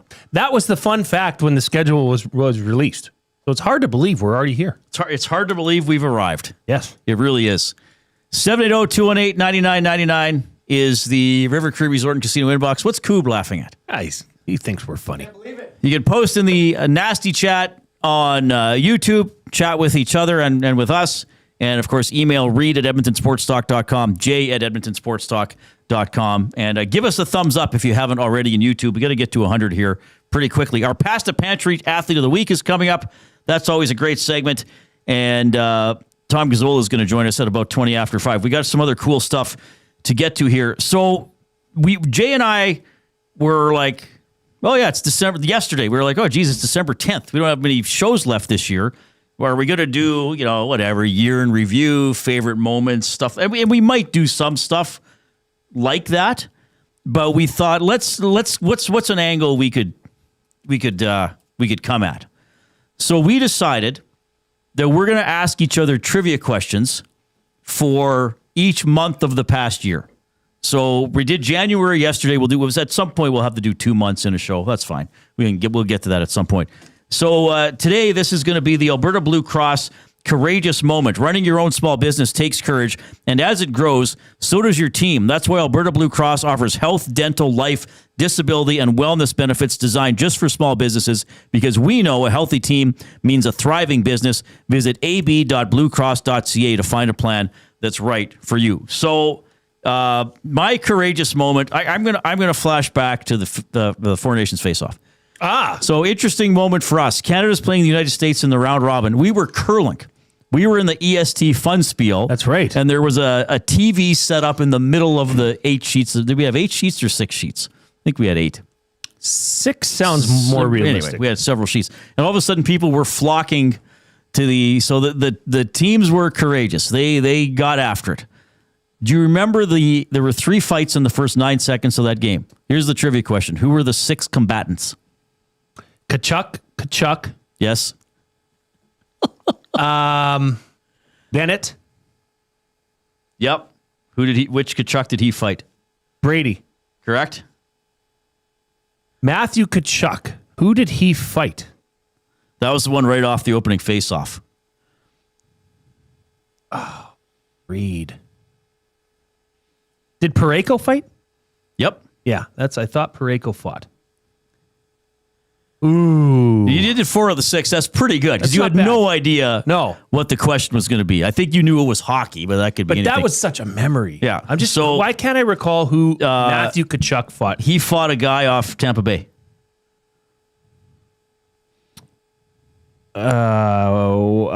His name's escaping me. Point? Not Point. Hagel. Yeah, Hagel. Okay. I was going to say, people are putting that team. But who'd Parayko fight? Somebody a lot of Oilers fans would like to fight from when he was a Canuck. But now he's a Ranger. Coop? These names, I'm not good with JT names. Miller. JT Miller. Yeah, no, you did. Well, you got 4 out of the 6. Just throwing it at you. So that was Jay's courageous moment for Alberta Blue Cross. Yes, that you did very well. I did not bad. So that was, so we're kind of doing this as a reflecting on the year as well. The Four Nations face-off turned out to be spectacular, quite frankly. Yes. We were somewhat mocking it leading up to it. Yeah. Because it was billed. They were trying to make it billed as the best tournament ever, but it's not best on best. No, it was only 4 teams. But 4 teams. Yeah. Brad Marchand was on the team. He's good. Montembeault. That didn't work out well. Didn't play. But yeah, it turned out, Reid, that was electric. Like from that first Canada-Sweden game that wound up going to overtime. Yes. Yeah, there was a lot of exciting hockey. And then just seeing all those players, and hearing Cuthbert call it, and it's just like, oh yeah, the line with Crosby hasn't even been on the ice yet, or whoever was still coming out on the ice. It was pretty cool. Brad Marchand in the chat. Yeah. My memory is of Jay and Reid dismissing the intensity that would be involved in the Four Nations face-off. You're not... you're not wrong, you're Brad. Not wrong. You're not wrong, Brad. But that was... I still remember where I was and who I was with when Connor McDavid scored that goal. Right. Right? I mean, that tells you everything you need to know. It delivered. Right? No, hopefully the Olympic ice surface is ready. The arena's ready. Hopefully. And that can deliver as well. I'm going to go to the sport of football. Okay. And I'm going to go into Super Bowl 59. Okay. Which happened in February. That's Super Bowl licks, That's right. L-I-X. What was the storyline leading into Super Bowl licks? It was unprecedented. That they were going for 3 in a row? That the Chiefs were going for 3 in a row? Yes. Right. Good job. Yes. What turned out to be the major talking point or storyline? Because look, it wasn't a great game. What were they up? 34-6 after the third quarter? Yeah, it was bad. It was bad. What was the big storyline the day after, though? From Super Bowl. What was the storyline the day after the Super Bowl? It wasn't Swift related, was it? Nope. What was the story the day after the what? Super Bowl? It was another artist. Oh, Kendrick Lamar. What happened? Well, the halftime performance. What happened? Was like highly, I guess it was polarizing in the review because there was a lot of people that were like, what was that? A lot of hidden messages. But there was a lot of people that knew Kendrick Lamar, knew the story he was telling, and were like, that was awesome. That was incredible. Well, did he just come out and make fun of grapes? Drake. Can you imagine if he went after Don Cherry for on the Super Bowl halftime reason. show? I got sour grapes. But that was a huge story. And because the game sucked so much, there wasn't much other to talk about the day after. But there was a lot of mixed reviews about the Kendrick Lamar halftime performance, which turned into be probably one of the most viral halftime performances. You remember all the dances that came after that because of his like moves coming out of it and all the TikTok trends that happened because you know that sequence of music that he was, I think it was You're Not Like Us or I forget They the Not name. Like They Us, Not yeah. Like Us, right? This is the first I'm hearing of any of this. No, it's not. He's going to do his stuff. I don't remember talking Not a about lot this of at people all. turn the TV off. I remember the game. I don't. I remember the halftime show more than anything. Well, yeah, right? Yeah. But We're that all was at, that was Selly's. like the Yeah. kicking off point for me to realize that halftime shows, I've moved on from halftime shows. They're not designed to attract people like me for the most case, or you, I would say. Because it was, that was a big talking point after, and, it went off into some viral form. It was a meme for a long time. Thanks for reminding me. It was kind of one of those TikTok things. Those TikTok things. So tomorrow, just a side note here, I've been doing this Christmas movie draft tomorrow on the Hangout from 9 to 11. So these drafts are big here at Edmonton Sports Talk. Yes. So it's Lieutenant Eric, Dustin Nielsen, Ben Thompson, and me are drafting. So Tom was relegated, and Ben put his name forward to go in. Nobody else did, so he's in. Doesn't he have to do a play-in draft? You'll come back in probably next time, or try to. I will. You sat one out. I sat it out because I wanted the new guys to get in. Benny is in, so that's great. Right. So, of course, Christmas movies is one of the categories. Is Ben going to try to draft 6 seconds TikTok videos as movies? I hope not. Good question. Shorts? Do shorts count in the movie dramatic category? Documentary shorts. Do you know your seating or your like what yes, order? I'm you're drafting fourth. You're drafting 4-5 swing.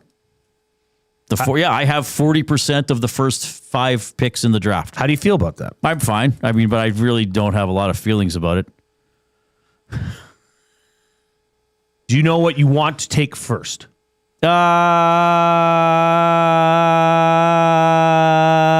Sort of. Do you know the categories? There's like movies, there's 4 movies, 6 characters, a villain, a Santa, a Grinch, not Grinch. So you can't take the Grinch, but it's someone who's like a Grinch in a movie. 2 scenes, a quote, and a quote specifically from Christmas Vacation. Which you're excited which is the about. Dustin Nielsen category. So all I will say, not that you need help, but no, I need help. Do you know what the graphic looks like? The voting graphic. Yes. That is where you should focus probably your first, at least one of your first 2 picks is at the top of the board. Oh, yeah. Well, no, I have some pretty strong options, I think, for my first couple of picks. I will be watching. But I have a pick. I have a pick in one of the categories that if I gave Dustin and Eric 1,000 guesses, they would not figure out what I'm going to pick in this category. I think you're right. Not that I know it, but if you're saying that, then yeah, I bet you that's your mind, Reid. It's brilliant. Thank you. That's why I think you belong in these drafts. Oh, do I really? Reid Wilkins Well, we'll see. We'll see. You just think that this is set up for Dustin and Eric to win. Yes, it is. I've beaten They've never both of lost them. I one. tied with Tom first place one of my drafts. Oh, really? Okay. So the Giants can fall. It's a little shady how they pick the categories and have a head start on thinking about everything. Well, step up. Well, I will. I mean, I did tie for first last time. Yeah, I think you can do it. But it's still, it's a little leaning towards those guys. And then they call Quinn Phillips the commissioner. She's not the commissioner. She's the moderator. Dustin's the commissioner. Scathing. Well, I mean, that's how it's set up. So it's fine. It's fine. I think you're going to win it. Thank you. I think you're going to win it. I would enjoy winning it. And I know you would. But you know what? I think I'm going to make people smile, most importantly. Well, you know what? You're going to win it, and you're going to draft what you want, not what the people think that, you're not drafting. Obviously, there is a bit of it. Yeah, you know a couple ideas that I have. But you're going to draft off the, as Reid's head. This is a glimpse into it, and I think that's going to propel you. Well, to there's win. nothing wrong with glimpsing into my head. Nothing at all. Right. Let's do a clue. Third clue, Hudson's Canada's Pub mystery athlete of the game. 6'6" is the third clue. So the clues are retired Raptors 6'6".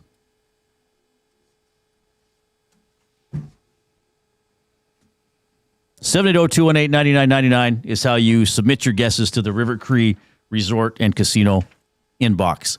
Of course, EST is presented by Play Alberta. Why settle for less when you can have it all? Only Play Alberta brings you casino games, live dealers, lottery, instants, and sports betting all in one place. Players can get a $50 casino bonus by depositing $50 and using the code EST Casino.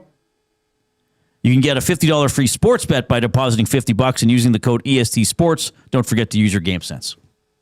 We have a couple of limericks that came in, so we'll get to those. But this came in from Chris Sadaway in the inbox, River Cree Resort and Casino inbox. Do not get on the Yellowhead eastbound after 66th Street.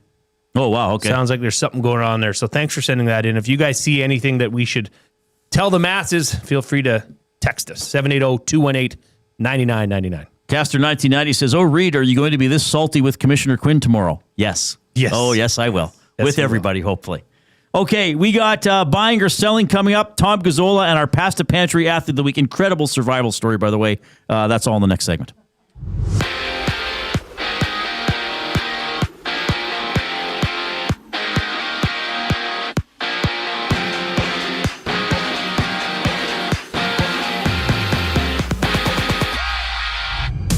Ahead of tonight's tilt with Detroit, Edmonton has made a few roster moves, recalling Max Jones from the AHL, placing Jake Wallman on long-term injured reserve, while shifting both Connor Clattenburg and Jack Rosovic to the injured reserve. Join Tom Gazola, Ben Thompson as a preview tonight's game against the Red Wings during the GCL Diesel Oil Stream pregame show.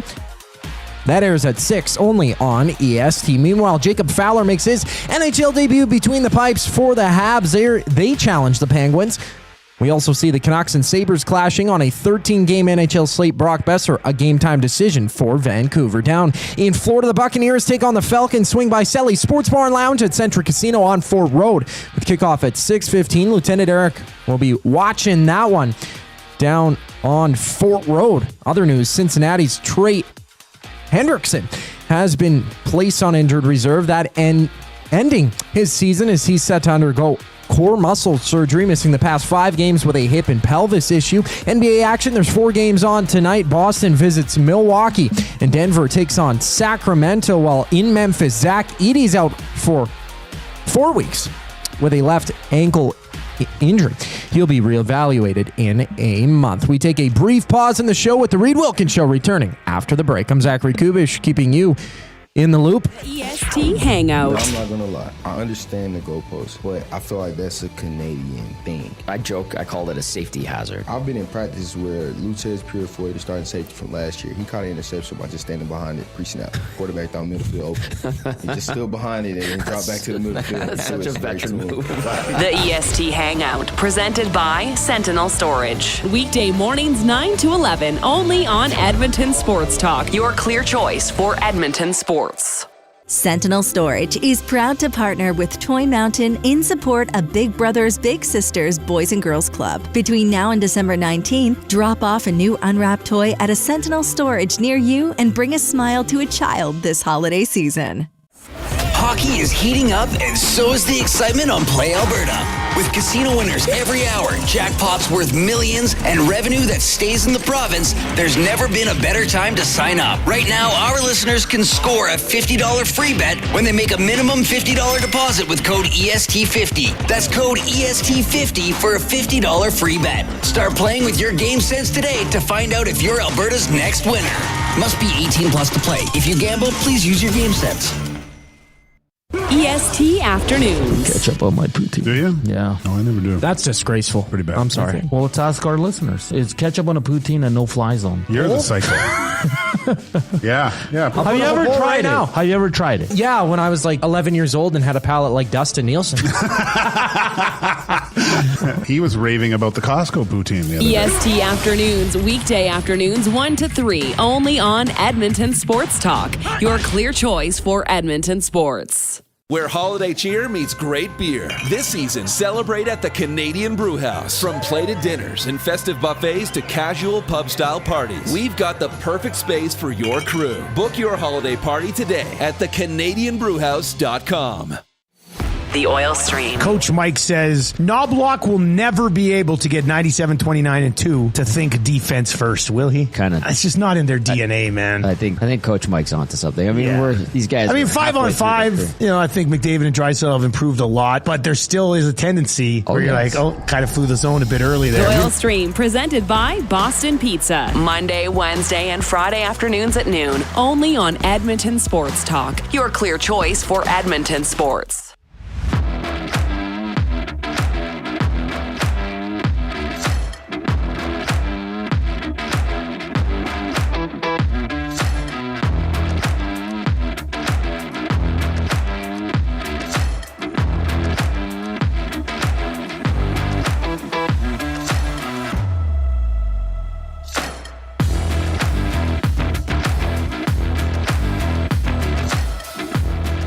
All right, good to have you tuning in this afternoon. Oilers game tonight against the Detroit Red Wings, second of two meetings between the two teams this season.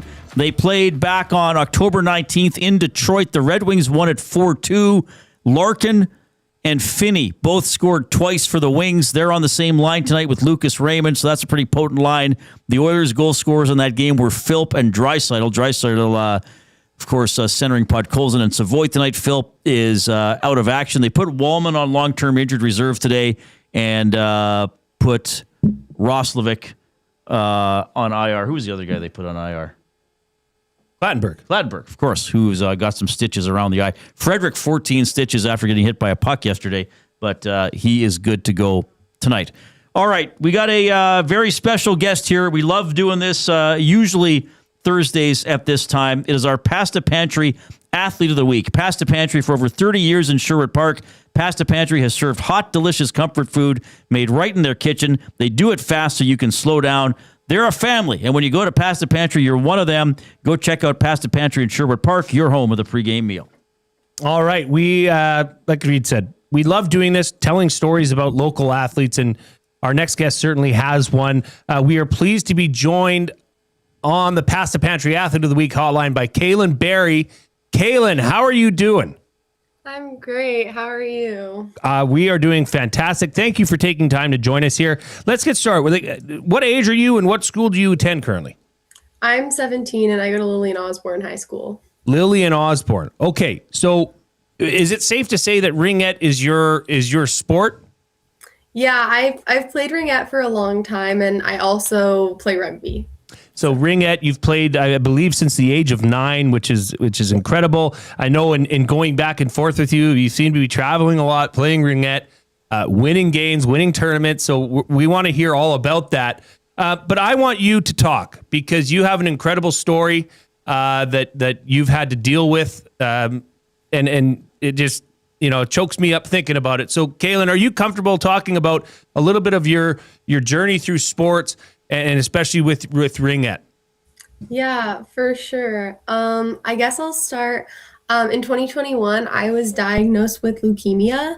So I had a bit of a rough treatment.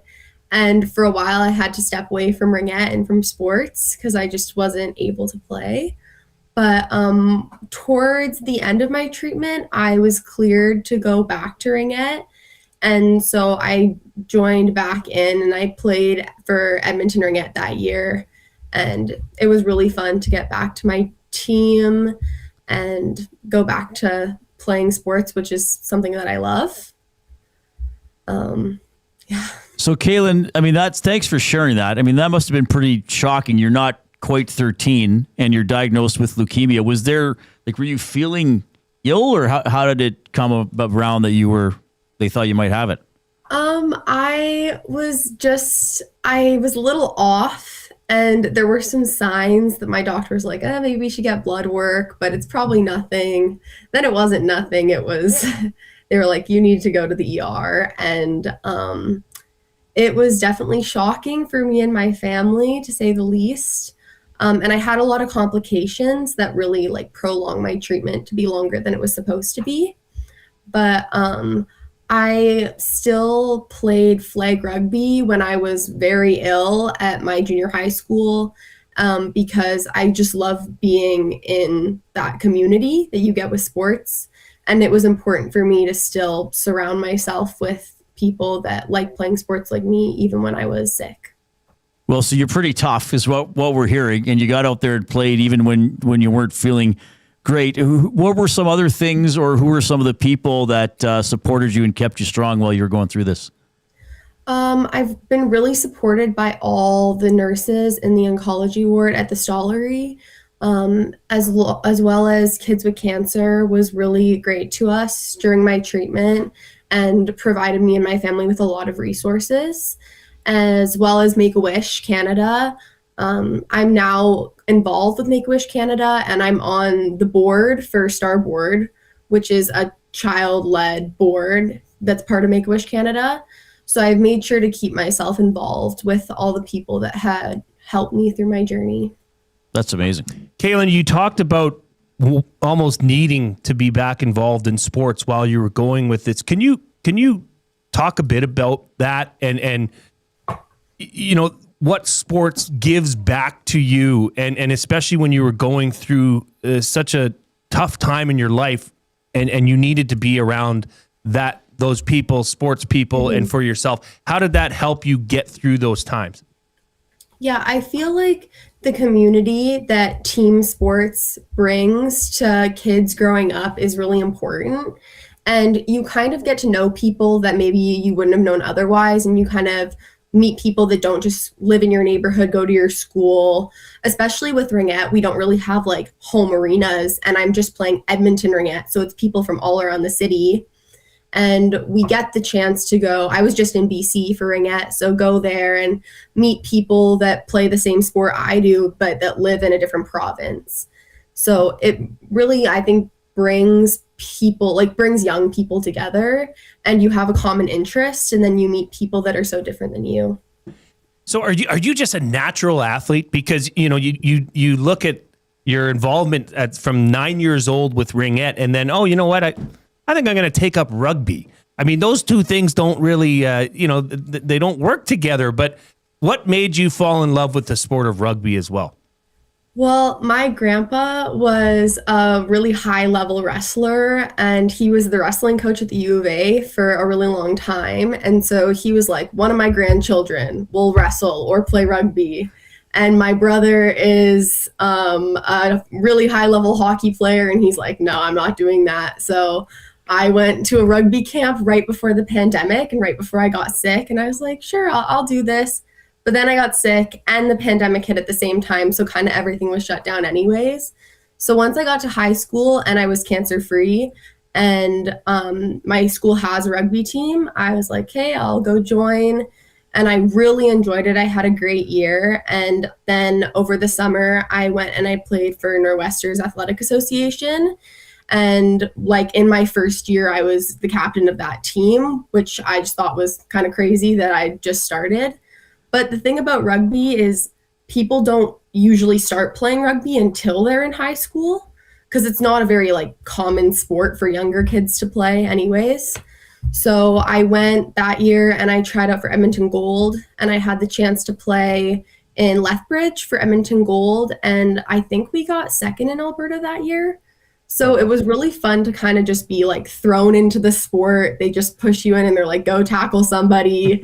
And it's very different than ringette, which is something that I enjoy, because in ringette, there's no contact, but it's more technical, where rugby, they're like, go and just play and you'll figure it out eventually. So you're in grade 12 now? Yeah. Okay. So will the end of your high school career, will that change the sports or how you're going to be able to play some of the sports you love? I do. This will be my last year of ringette, because I'm going into university next year at the U of A, and I just won't have time to keep up with everything. But rugby's in the summer months, so I'm probably going to still keep up with playing rugby, which I am happy about, and that I'm staying here. I can stay with my rugby club. But some of the I'm wrestling right now with my school, which is kind of new to me, and I started it to become better at rugby, but I don't think I'm going to continue wrestling after high school, but hopefully it'll just make me better at rugby. That was the goal. Okay, awesome. Kaylin, this has been incredible. Thank you for opening up and telling your story. You're an inspiration. I mean, the comments that are coming in, this is why we do the Pasta Pantry Athlete of the Week. So thank you again for taking the time. Quinn Phillips was the one who nominated you for this. So she obviously is cheering you on as well, as everybody here is at EST. So keep going, Kaylin. Way to go, and keep in touch with us. If you're whatever sport you choose to dominate next, just let us know. Okay, we'd love to have you on again. That's Kaylin Berry, our Pasta Pantry Athlete of the Week. Thank you very much. Thank you. All right, and where does she get again? Oh yeah, I emailed her all the details. Yeah, but we got to give them a plug, Sure. She does get a $25 GC to Pasta Pantry as well as the piece de resistance, the custom Pasta Pantry Athlete of the Week hat. Yeah, one of a kind. One of a kind. She was great. Well, I mean, all our athletes of the week have been great. That's remarkable. I mean, I can't even imagine that. She said just before she turned 13, oh, by the way, you have leukemia. Yeah. And then she goes out there and plays. As she said, I wasn't always feeling great, but she wanted the community. She wanted to still try to be active. Went through all the treatment, and obviously she's going strong. That was awesome, Jay. Yeah, she's incredible. Yeah. Norman Combine, this is what the Athlete of the Week is all about. Sorry, CFL players and semi-pro athletes. Nope, just my opinion. So obviously he's a big fan of that. Mike outside of Edmonton, Ringette community is amazing. Totally different vibe than my son's hockey. He's a Pembina dad. Oh, nice. Yeah. Baconator says, Kaylin, wow. That's a good way to sum it up. She was incredible. Very Pasta good. Pantry Athlete of the Week, Kaylin Berry.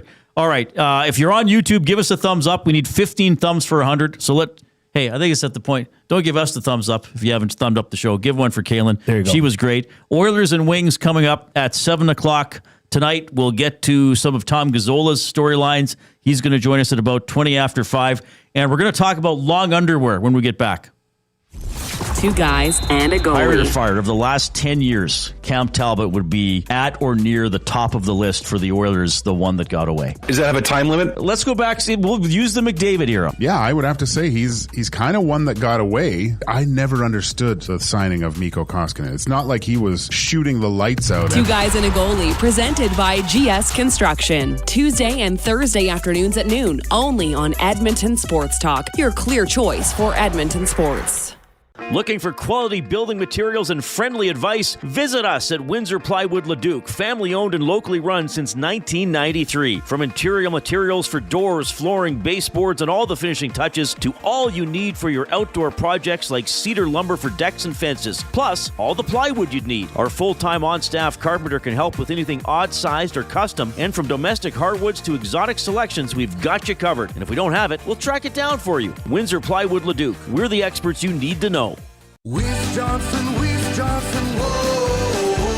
Hi, Dennis from Weiss Johnson here, and we're excited to be partnering up with the Nielsen Show and have a special deal exclusive for Nielsen Show listeners. Get 10% off any new Trane furnace, air conditioner, or heat pump installation from now until the end of October. Bundle a furnace with an AC or heat pump and get 25% off the package price. Get your home comfort now for all seasons with Weiss Johnson and Trane. Trane, it's hard to stop a train. Visit wjsportstalk.com today.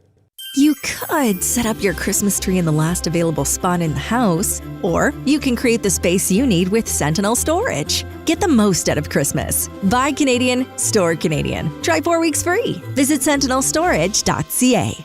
Running your own small business takes courage, and as it grows, so does your team. That's why Alberta Blue Cross offers health, dental, life, disability, and wellness benefits designed for small businesses, because we know a healthy team means a thriving business. Join over 5,000 Alberta businesses who have chosen us to help their business grow and succeed. Alberta Blue Cross takes care of you and your employees, so you can take care of your business. Visit ab.bluecross.ca to find a plan that's right for you.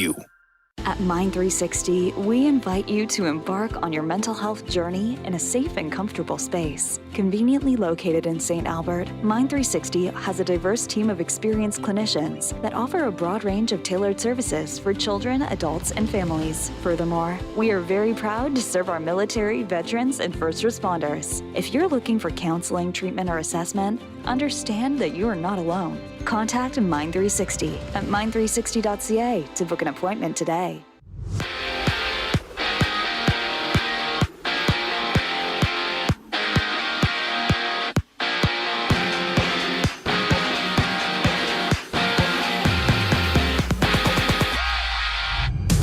The Oilers have recalled Max Jones from the Condors while placing Jake Wallman on long-term injured reserve. Connor Clattenburg and Jack Roslovic also being moved to the injured reserve. Edmonton faces Detroit tonight. Tom Gazzola and Ben Thompson tee things up during the GCL Diesel Oil Stream pregame show coverage starting at 6 o'clock right here on EST. A dozen other games on tap. Brock Besser, game time decision for the Canucks in Buffalo against the Sabres, with Thatcher Demko making his first start since Remembrance Day, returning from a lower body injury. NFL action, Atlanta takes on Tampa Bay. Join Lieutenant Eric for the game as he's on location at Selly Sports Bar and Lounge at Century Casino on Fort Road. Kickoff for that one goes at 6:15. From Pittsburgh, TJ Watt of the Steelers is in hospital for a lung evaluation. Watt sustaining a lung injury during treatment at the practice facility yesterday. His availability for Monday's clash against the Dolphins is in question. 4 games in the NBA tonight. The Celtics and Bucks tip off. Denver meets Sacramento while the Pelicans and Trailblazers go at it. I'm Zachary Kubish. That was your sports update. Hour 3 of the Reid Wilkins Show starts right now.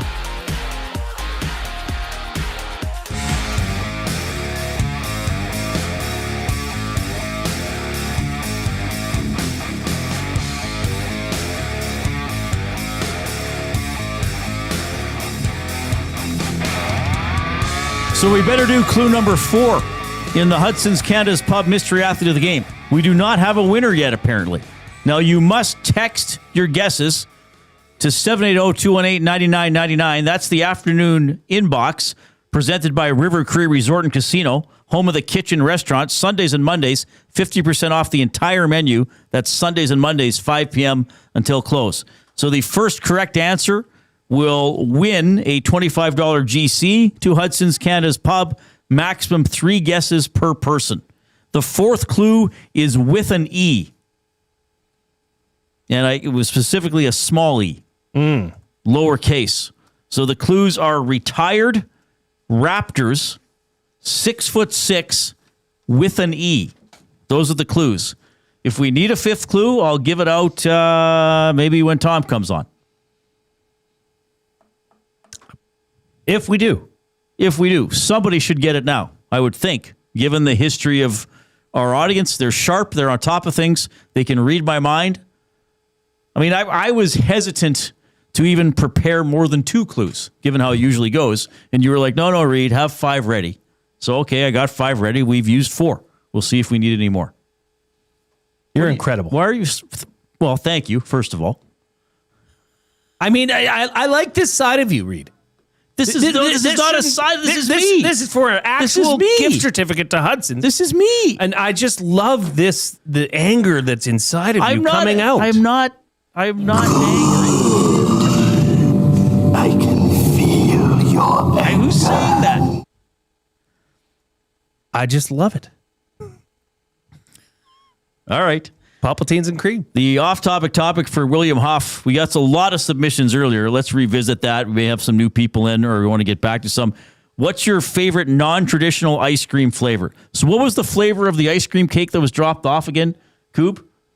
Ube. Which is a purple yam. Purple yam, yes. We got a purple Barney-colored yam ice cream cake. So I like the chocolate malted honeycomb. Yes. Made by Marcus. It's delicious. I like sea salt and caramel. Whatever it's called, the sea salt caramel. You know what? That's if you could one. take your mom's, what's that? The chocolate bark? Chocolate bark and put it as an ice cream flavor. Or put it, have those chewy chunks within an ice cream. That'd be delicious. Like that would be. Mom should do that. Mom should do that. God forbid she gets off her ass and does something. My goodness, Louise Wilkins, wash his mouth out with soap. She'll be going, oh my God. Oh no. Well, she raised you. Okay, for my mom as a fan, is this a trap game? Because she's looking ahead to Stone already. Oh, for her, maybe. For her, it's a trap game. For the Oilers, she can't even focus on the Wings. No one to hate. A great way. Who would she even hate on the Wings? Salvage. I don't know who she could hate on the Wings. Patrick Kane, maybe. I don't know. Probably. Like, is she sitting there upset that Elmer Soderblom's going to play tonight? No. With his 1 goal in 18 games? The first name that would come to mind would be Alex DeBrincat. Oh, yeah. Yeah. I think she would just doesn't like his name. Doesn't like DeBrincat. Yeah. Is it DeBrincat or is it DeBrincat? Come on. That would annoy her. How does a DeBrincat sound? Meow, meow, meow, meow. That's the sound of a DeBrincat.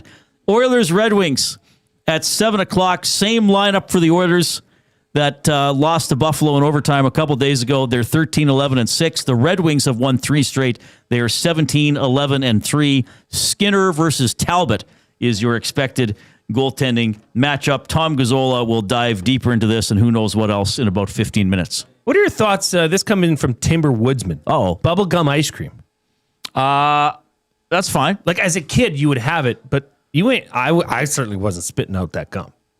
Well, was there gum in it, or was it just flavored? Like, I don't remember that. No, there was gum chunks, and you would eat them and swallow them with your ice cream. Oh, that's almost incredibly unhealthy. That sounds bizarre. Is that something we were told as children to stop us from swallowing gum? Was that it never breaks digests? Down? Yeah, right. It just sits in your stomach. I think that's a load for of the rest. Well, of course, it's a load of crap. Yeah. I think that's a lie. Yeah, that was a lie. That's an urban myth. Is it? That's an old wives' tale. There was a kind ice cream had some. It was a vanilla base ice cream, but it had some sort of toffee chunks in it. It was good this summer too, because it was one of their monthly rotating flavors. That is a place I would go to, and I would just get vanilla because it's so good. Like the vanilla bean. Okay, I love just a classic vanilla bean. Right. Okay. You put a little chocolate coating on top of that, like dipped. Oh yeah. Ooh, okay. Top tier. Cool. So your favorite non-traditional ice cream flavor. Okay. Keep giving us the thumbs up on YouTube. We're almost at 100. No reason we shouldn't already be there, quite frankly. So if you have not given the show a thumbs up, do it now. If you have done it, share the show link with somebody else. Do it now. Say, hey, they got Tom Gazola coming up. They got the words of the day for EPL. They got a lot of fun stuff. The 4 clues again in the Hudson's Canada's Pub Mystery Athlete of the Game. Retired Raptors, 6'6" with an E, specifically a small E. That is part of the clue. No one's got it? Let me check here. Reid, nobody's getting this.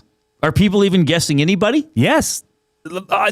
This is actually it's quite a compliment to you. I've never received as many guesses as I have on this one and the last one. Really? They are pouring in. So people are interested. They're just wrong. Nobody's got it yet. Okay. That's what I will say. We'll keep working on it. Buying or Selling is presented by Damon Bunting, a consistent top-producing realtor in the greater Edmonton area for over 18 years. He and his team would love to help you find that right home or make the move from your current home. Community-driven, he understands what it takes to make a difference in our city. Check him out, DamonBunting.com. Instagram handle, Damon Bunting Real Estate. He does do a lot of great work in the community, does a lot with Robin Hood in Sherwood Park. He's been on this show several times since we started up. We love doing this for Damon Bunting. All right, I don't have a sports, I have a couple buying or sellings. Okay. The first one is not sports related. It's weather related. Go. And I know sometimes it can be lazy to talk about the weather, but it's very cold. I mean, even for Edmonton, this is quite cold, especially since it's lasted quite a while. I still don't believe this to be really cold.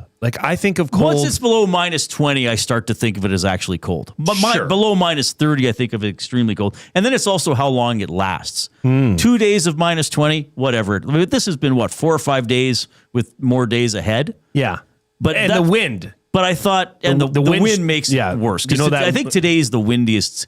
Because it's like -30, 32 or something with the wind. So that windshield. That sucks. The windshield, as a young Jay Milne used to say. Monday, it's supposed to be 2. A high Plus, of 2. Well, I didn't see. I saw minus something. Okay, well, that's good. Yeah. The snow's going to be gone. We'll be playing baseball outside. Wearing long johns to work if you have an indoor job. Ooh. Buying or selling? That's a hard sell. That's a hard sell? Okay. Yeah. Especially in this office. Hot. Because I'm going to tell you something. I wore long johns to work Saturday night. But that's at the Oilers game. True, but I was inside.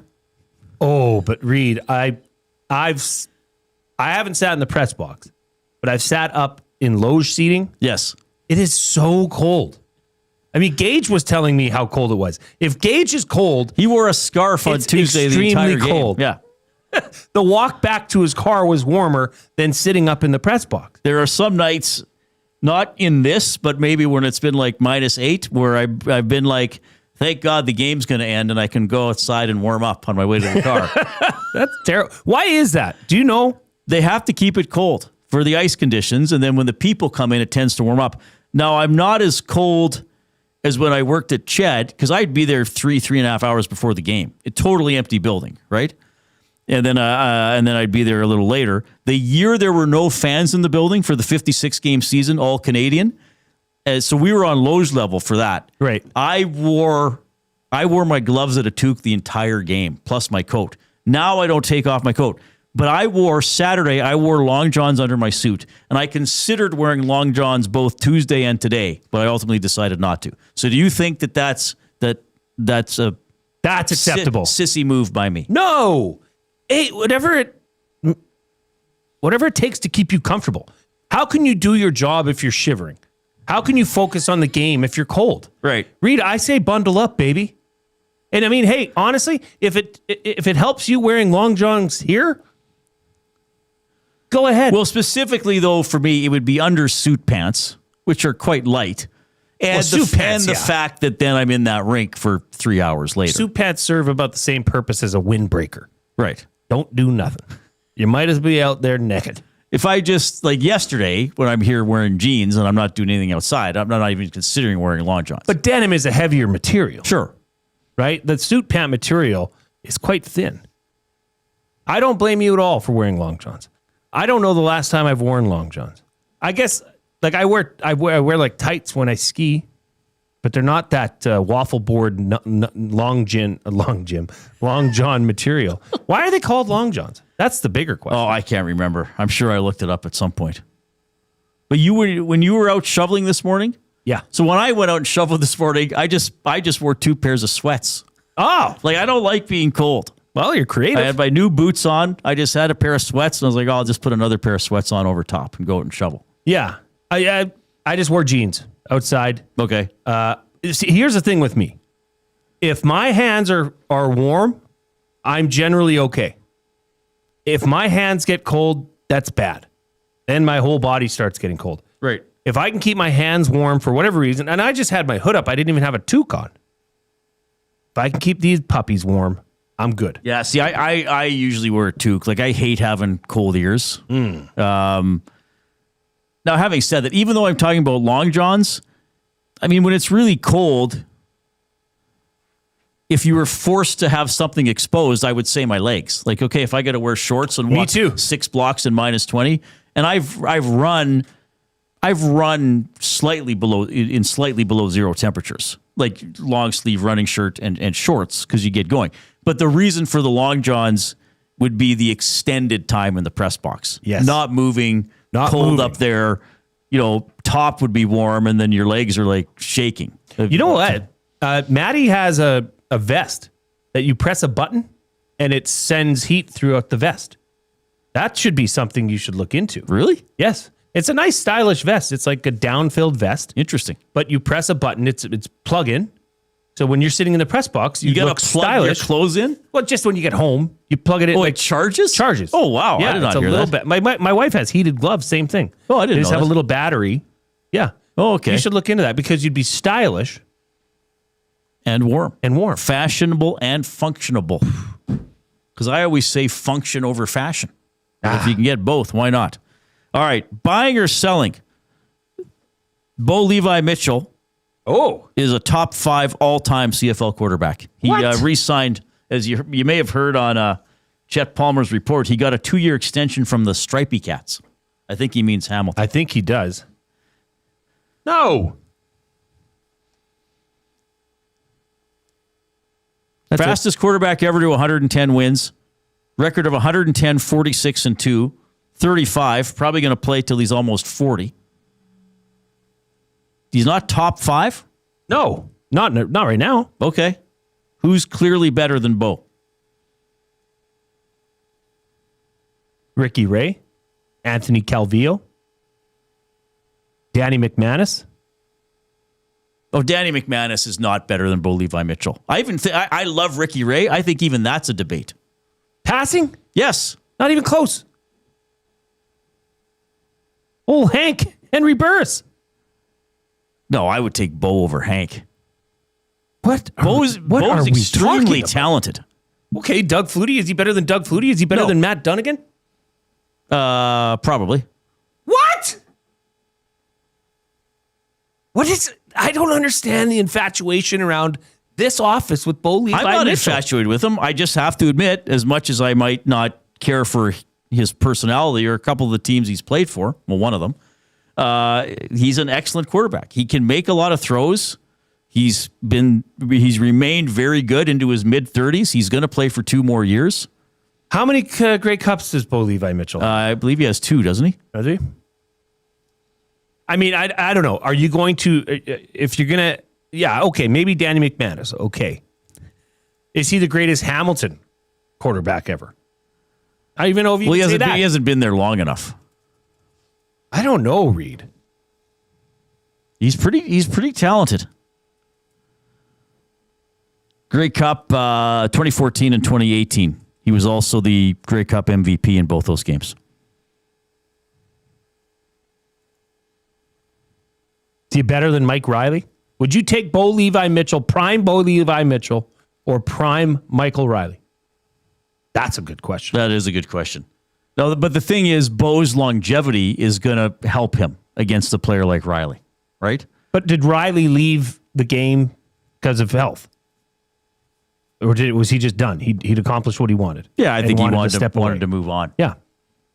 I'm just saying Bo's been very, very good for a very, very long time, and I think he's entering this conversation. Like, Bo Levi Mitchell will be a CFL Hall of Famer, no doubt. No question about it. First ballot. Is he a top 5 quarterback in the CFL? I haven't seen enough yet. All right. I think he's entering the conversation. I'm not necessarily disagreeing that he's entering the the door is just that much open. But he's not all the way in the room. Okay. Well, it was a good buying or selling. That was great. I didn't know you were going Bo Levi Mitchell. Yeah, I like doing weird stuff sometimes. Yeah, Chris GNP. Tracy Ham? No, Bo's Tracy better Ham. than Tracy Ham. Tracy Ham's got a close place in my heart, though. So, but his peak was relatively short as well. Now, he did win MOP, and he did have a 1,000-yard rushing season. Better than Warren Moon? No, I'd put Moon above Bo. Because Warren Moon, if to he me, didn't go to the NFL. Moon, Flutie, and probably Calvillo would obviously be above Bo. Be up there. Allen would be up there. But Allen, longevity figures in for Allen as well. Flutie? Flutie's number 1. Doug Flutie's the best CFL player ever.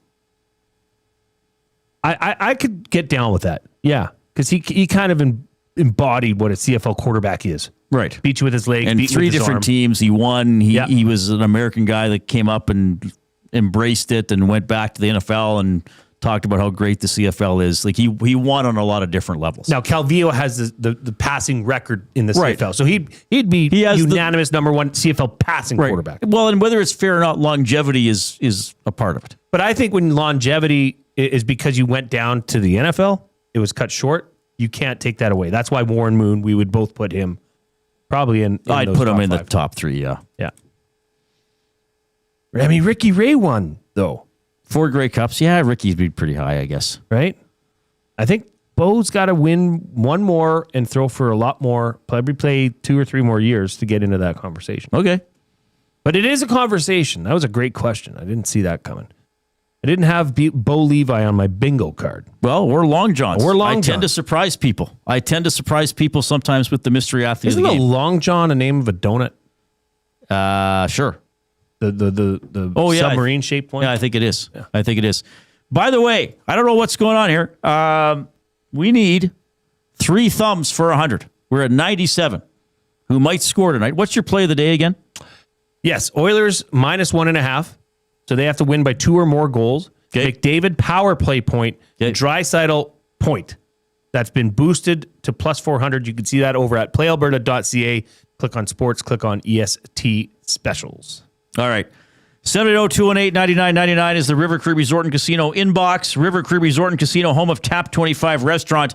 $18.99 prime rib special, available 7 days a week, except show nights from 11:30 in the morning to 11 at night. It's available for dine-in and for takeout. When do you want me to do the final clue? Before Tom, or now, or after Tom? Why don't you do it with Tom? With Tom. Yeah. Okay. We'll do it when we bring Tom in after the break.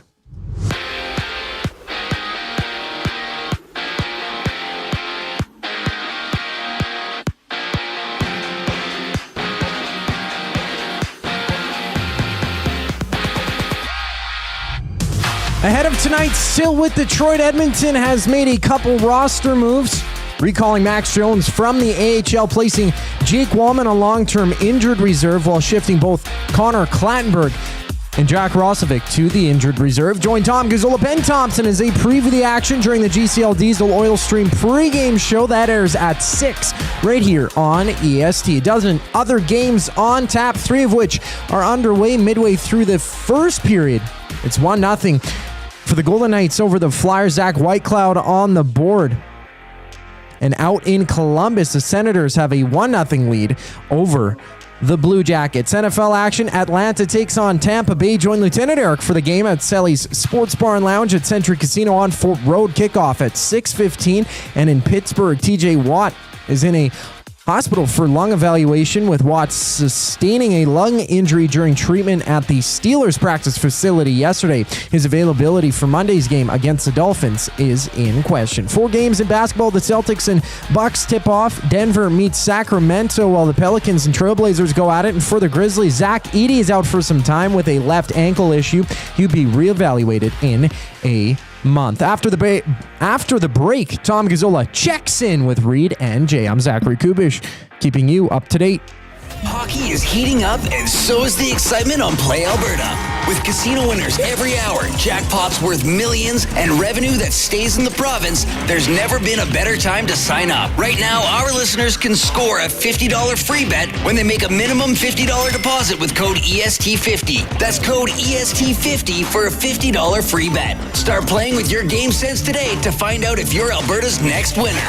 Must be 18 plus to play. If you gamble, please use your game sense. Skip the couch and hit the Canadian Brewhouse. Your home for every puck drop, every goal, and every cheer. With ice-cold drinks, massive screens, and the best fans in town. This hockey season, our house is your arena. Boxing Day rocks at River Cree. December 26th, live in the venue. Hysteria, tribute of Def Leppard. And Blackout, tribute to the Scorpions. Tickets at rivercreeresort.com. River Cree Resort and Casino. Excitement. Bet on it. Sentinel Storage is proud to partner with Toy Mountain in support of Big Brothers Big Sisters Boys and Girls Club. Between now and December 19th, drop off a new unwrapped toy at a Sentinel Storage near you and bring a smile to a child this holiday season.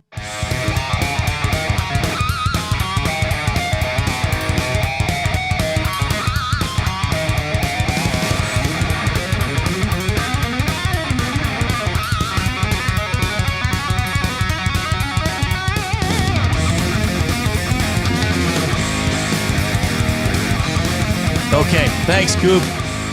Thanks a lot for joining us this afternoon. Hope you're relatively warm. It's one of those days too, like you just sort of feel, even if you're warm, you still sort of feel cold. You know what I mean? Yeah. Like it's just in the air. I do. Yeah. There's a chill in the air. Dudley says that they. This is on the afternoon inbox for River Cree Resort and Casino. He says they have heated long johns also. Oh, really? Yes. And Nasty Club Kevin says Reid can buy heated long johns with his Christmas bonus. Sure. Fun. Yeah. You know what our Christmas bonus is? 2 chicken nuggets. I was going to build a pool. It's probably a VHS copy of Christmas Vacation. Dustin's going to hand them out tomorrow. So, oh, thanks, Dustin. Personalized and signed. Yeah, he's going to sign them all. Yeah, that'll be funny. All right. We're going to go to the Oil Country Towing video hotline. Oil Country Towing, Edmonton's most trusted 24/7 roadside rescue team. Fast, safe, and reliable. For over 15 years, whether it's game day or a snowstorm, we work as hard as your favorite team to get you going. Call 780-986-6088 for all your towing needs. This guy's going to take over the stream at 6 o'clock with the GCL Diesel Oil Stream pregame show, and I thought, why not make him work an even longer day? It's Tom Gazola. Hello, Tom.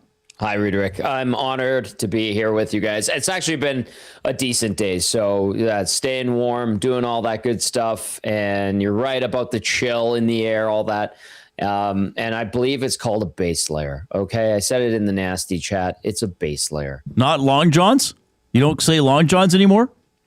I don't, but it's by choice. You say you're wearing a base layer. I've got a base layer on. But to me, that means like you could have smeared mud on yourself, like when Schwarzenegger was hiding from the Predator. Good point. Correct. Very open to interpretation. I'm wearing 100%. a base layer, Tommy. I have a base layer. Now I am warm. Go How Oilers. is your base layer? Did you get an activation in today, Tom? I did. I ended up spending most of it talking to Simon Bennett, though. Although he fixed my back, which was great. But I did. Thank you. Good steam today, Jay. Ooh, good steam on a nice cold day. Nothing like a steam. So we're going to, right now, Tom, we will talk Oilers in life with you. We're going to give the final clue. I don't know if you've been playing along at home or if you know who it is. I just woke up from a nap, boys, so I missed a good 20 minutes there. There's no way That's all he right. knows what it is, and He there's might. no way anybody knows what it is. Now, should you? Well, never. What? I'm not going Well, to say should I anything. do what? I'm going to give the Nothing. final clue. To do it now. You must text the afternoon inbox. Oh, by the way, we're over 100 thumbs, but let's see how many we can get. Click, click, click.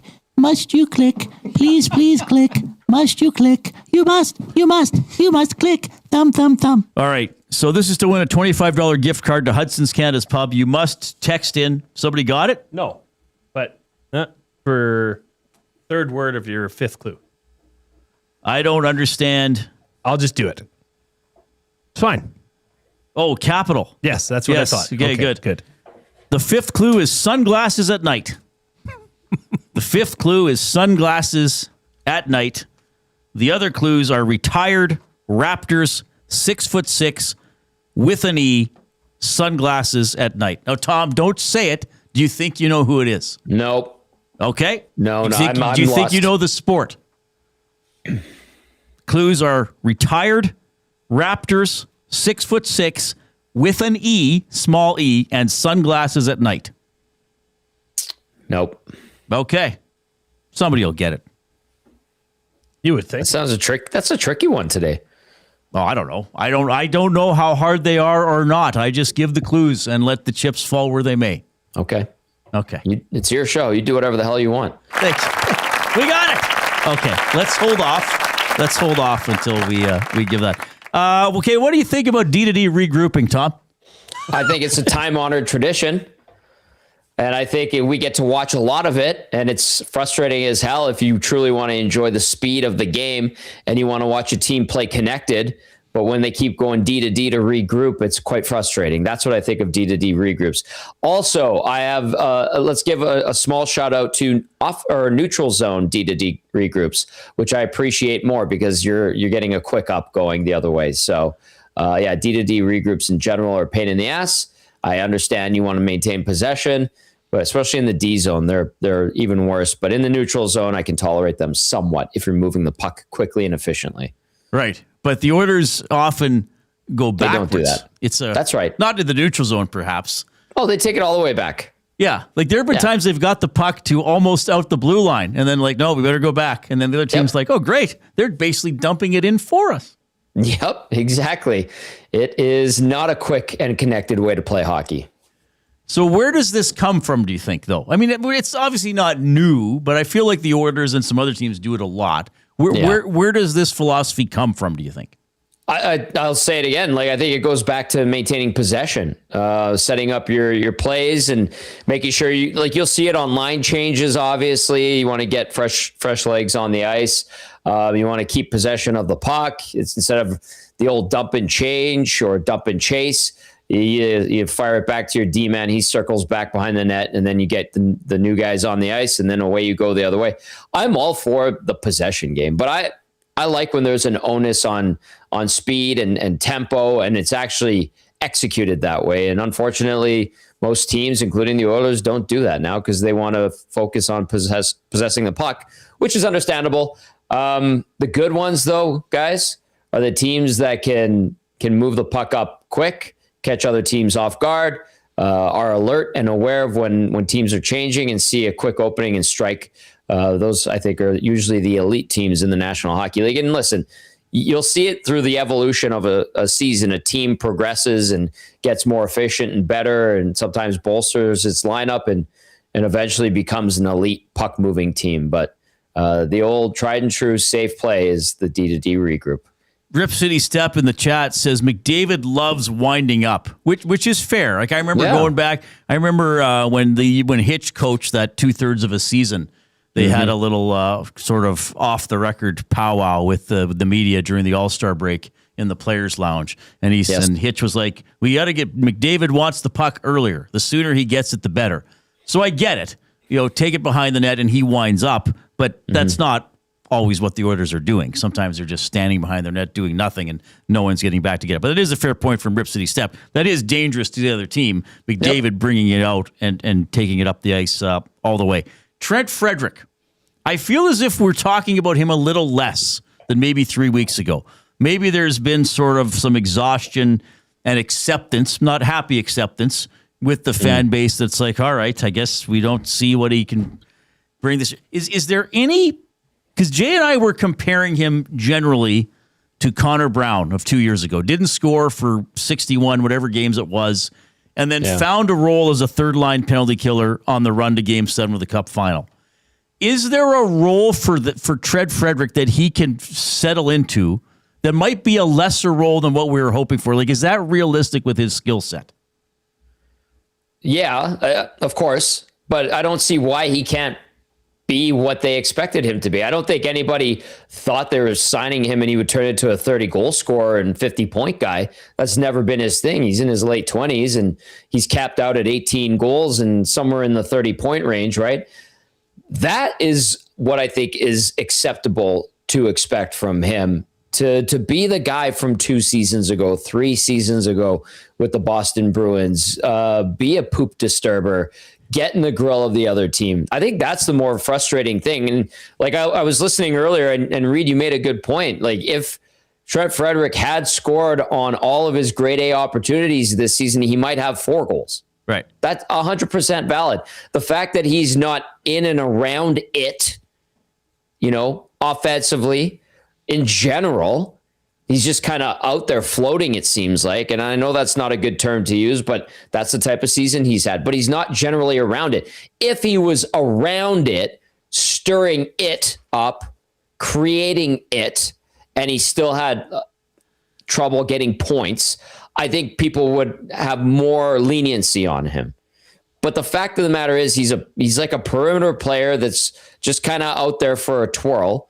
I don't think it's the high ankle. I'm not a doctor, but I listen to Belzy, I listen to Cass. They tell me about their high ankle issues that they had when they were professional hockey players, and they said it shouldn't take a calendar year to heal up. I know Struddy has said it in the past that it took him forever, but it doesn't mean he can't get to tough areas, greasy areas, mucking it up. I think that's what's frustrating. And maybe the fact that the Oilers have won a few games, have played a little bit better lately, despite, the butt kicking they took at the hands of the Stars, the 1-0 loss to Minnesota, and then the disappointment of Tuesday. I think, that has helped ease some of the frustration with Trent Frederick.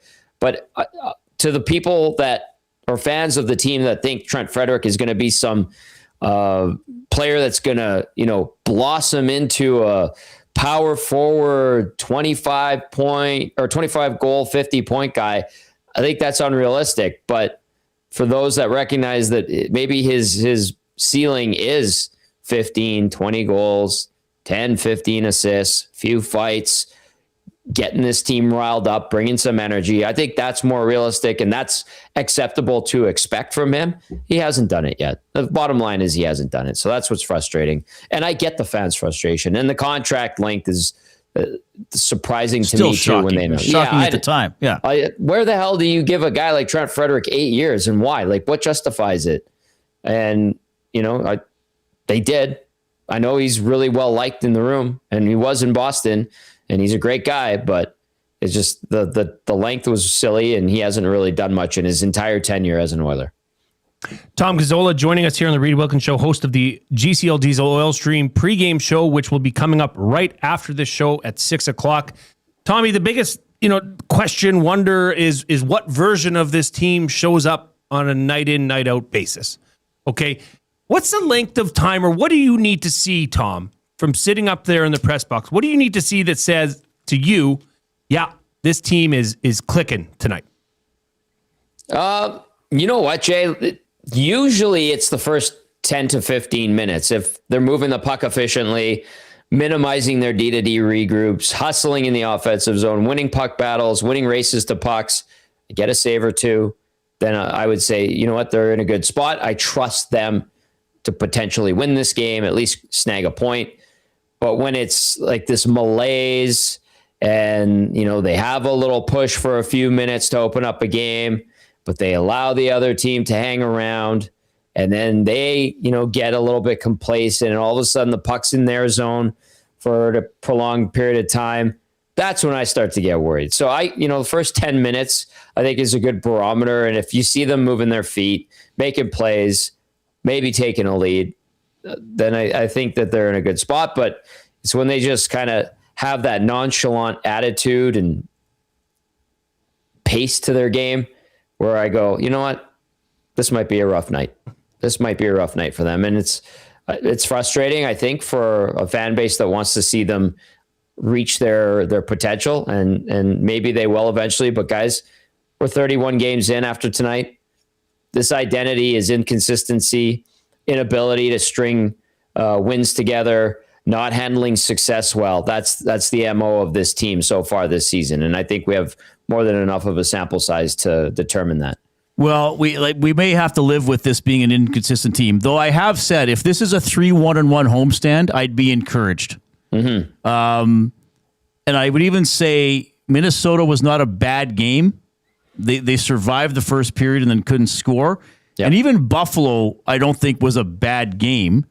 It was an incomplete game because when they were playing well, they didn't shoot, and then they didn't have a good second period. So it's on the cusp. Like if they can play well and go 3-1-1 tonight, I would be shifted a little bit, knowing, of course, there's still some issues. All right, do you want to find out who the Hudson's Canada's Pub mystery athlete of the game is? Yeah, I do. All right, who won, first of all? Well, there are a few people that got it. The first one to send this in correctly was VR Montenegro. Oh, no way. Yes. Okay, good. So the first clue was retired. This is a retired athlete. Self-explanatory. I mean, that somebody should have got it right there. That narrowed it down. Totally. The second clue was Raptors. This person played for the Ogden Raptors in 2000 in Rookie League Baseball when he was drafted. This was the one that sent everybody over to the basketball side. Well, I don't know why it would. Well, it shouldn't have, right? There's several teams called Raptors, okay? 6'6", that's this person's height. You are in a good mood I legitimately today, made Tom laugh. Yes. I'm always happy when I can make Tom laugh. Supposedly. The fourth clue was with an E, a small e, because the more common spelling of this person's first name does not include an E. Fair enough? Fair enough. But this one's like, you would say, if this person was spelling his name, he would say blank with an E. Yes. Right? And then the fifth clue, sunglasses at night. Who is Corey it, Tom? Hart. It's Corey Corey Hart, Hart. the baseball player, Corey Hart, COREYHART. Isn't that interesting? The mystery athlete on Tuesday was former hockey player Brian Adams, who shares the name with a musician, and who's Canadian. And today it happened to be Corey Hart, who shares a name with a Canadian musician. I don't know. Tom, you know what's going on here, I just right? thought of that really. connection right now. No. So here's what happened. Reid's heart was broken last week when somebody got the mystery athlete on the first clue. So now this is this version, at least this week. We'll see what happens next week. But this is the spite version of Reid's mystery athlete. I have never of the been game. spiteful. Not at all. I believe you, though, Jay. Mm-hmm. I believe you. Mm-hmm. Yeah, you call it like it is. Oh, yeah. I don't want to even know what the next one's going to be. What? Even though he artist? called you one of his best friends. He did. You're call right, it Tom. like it is. Thank you for noticing that. I've put out the sleepover vibes. We're seeing what comes back. I heard that too. You guys have a tremendous show. I like being a part of it. See you, buddy. Okay, I have to suit up. I am Batman. Oh, are you coming? He's gone. Okay, good. He's coming. That's Tom Gazola on the Oil Country Towing video hotline. Baptized Big Uke says, we broke him. I don't know who he's talking about. Who's him? You. I'm not broken. I'm clearly not broken. I think you're on top right now. I'm stronger than ever. the 55-yard line says this show loves supporting Canadian musicians. It certainly does, like North Shore. Of course. Oh, my goodness. So VR Montenegro figured it out. Corey Hart, former, mainly a Milwaukee Brewer, was the Hudson's Canada's Pub mystery athlete of the game. Bravo. Bravo to VR Montenegro. That's good stuff. Mm-hmm. We got to grab the D100. We got to make our picks in the world's simplest NFL fantasy draft. Well, I should say shout out to Matt Hyman, to Shamu, to Bronco Nick, who also got it. Got it. Just not VR as, was their first. fingers were not as quick. That's right. Yeah. That's okay. Mm-hmm. Good for VR. Good stuff. We'll do our picks for the world's simplest NFL fantasy draft. Words of the day for Edmonton Public Library as well. Here's the Coop.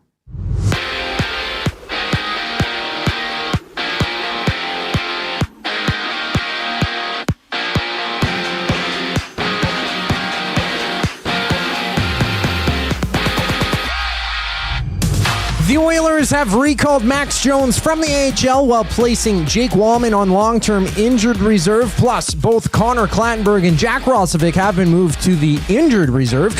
Edmonton faces Detroit tonight. Tom Gazola, Ben Thompson tee things up during the GCL Diesel Oil Stream pregame show. That airs at 6 o'clock, only on EST. A total of 13 games on tap in the NHL today, 7 of which are underway. Nearing the end of the first period, the Senators are up 3-0 over the Blue Jackets. Well, in the final minute of the opening frame, the Golden Knights and Flyers are tied at 1 apiece. After that, the Canucks and Sabres meet for the late game. Thatcher Demko making his first start for the Canucks since November 11th. He's been out with a lower body injury.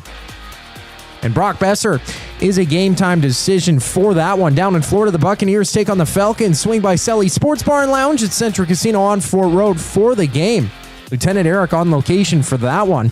In other news, Cincinnati's Trey Hendrickson has been placed on the injured reserve. That ends his season. He'll undergo core muscle surgery, missing the past 5 games with a hip and pelvis issue. And in the NBA, there's 4 games on tap. Boston visiting Milwaukee as Denver takes on Sacramento. The final segment of the Reid Wilkins Show brings us back after the break. I'm Zachary Kubish, keeping you up to date. At Firehouse Subs, our subs are freshly toasted, stacked high, and crafted to satisfy. Each sub is piled high with premium meats, melty cheese, and toasted to perfection. Firehouse Subs brings bold flavor to every bite, all served on a freshly toasted roll. But we're not just feeding Edmonton, we're fueling it. Dig into the brisket hat trick, piled with slow-smoked brisket and melty cheese. Or go to the Firehouse Subs fan favorite, the Hook and Ladder. Made to order with smoked turkey, honey ham, and Monterey Jack cheese on a perfectly toasted roll. With 15 Firehouse Sub locations across Edmonton and the greater area, it's easy to grab a hot and hearty sub close to home. Firehouse Subs. Hot, hearty, made to satisfy. Hi there. If you're like me, you like to picture yourself in luxury, even though there's absolutely no way you could afford it. And if you can, well, even better. Thankfully, I picture myself in something that is luxury, but still absolutely affordable, like the all-new Mazda CX-90 from Park Mazda. With the new luxury features like facial recognition settings and quilted detail Napa leather seating, I can pretend to be comfortable with all of my proper settings activated without even touching the button, thanks to Mitch Lewicki and the great staff at Park Mazda. I like to picture Mitch Lewicki as a ninja fighting off evil samurai. Park Mazda, your dealer for life in Sherwood Park off Y Road, parkmazda.ca. Your brand deserves more than just a whisper, it deserves a buzz. At the Hive Product Marketing, they specialize in promotional products that bring the buzz. From eye-catching giveaways to unforgettable keepsakes, they got the perfect products to make your brand stand out and get noticed. Visit the Hive Product Marketing and let them create the buzz your business deserves. The Hive Product Marketing, the official merch partner of Edmonton Sports Talk. Visit them online at thehiveproductmarketing.com.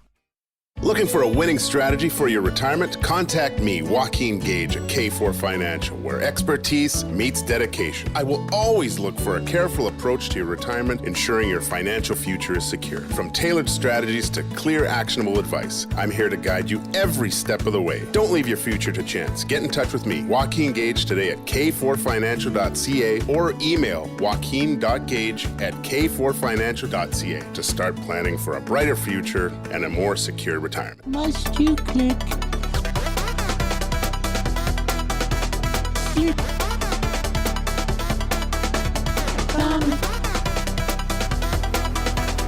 Must you click? All right, we're in the Canadian Brewhouse studio. Win big this football season at the Canadian Brewhouse. Score your shot at a trip to the Super Bowl weekly prizes, and more, plus $1 off Budweiser and Bud Light tankards. Details at the CanadianBrewhouse.com. He's Jay Milne. I'm Reid Wilkins. Zach Kubish is here as well. We're with you until the top of the hour. Then Tom Gazola is going to bring you the GCL Diesel Oil Stream pregame show. Oilers, Red Wings tonight at Rogers Place. 4 of the last 6 meetings between these two teams have been decided in overtime or a shootout, though the Red Wings did win in regulation when they met earlier this year. All right, we got to do here the world's simplest fantasy football draft. So just to go over the rules, each week we each draft a quarterback and a kicker. Whoever quarterback is responsible for more touchdowns, throwing or running, that week gets a point. And then whoever has the kicker who has the most combined yardage in made field goals gets a point. And once someone is drafted, he cannot be drafted again by that individual. So, for example, last week I took Baker Mayfield. Jay took him earlier in the season, so now Baker Mayfield is ineligible for both of us. Last week, Jay had Bo Nix. I had Mayfield. They only got 1 touchdown each, so we split the point. You had McPherson as the kicker from Cincinnati. Did not make a field goal. I had Loop from the Ravens. He made 126 yards in field goals, so I got the point. So for the season, we are now tied 14-14. Wow. Pretty cool. That's really good. So Jay's going to roll the D1. Who was it? Corey B that brought us the D100? Yes. Awesome stuff. Jay's going to roll the D100. If it's 1 to 50, he picks first and fourth. If it's 51 to 100, I'll pick first and fourth.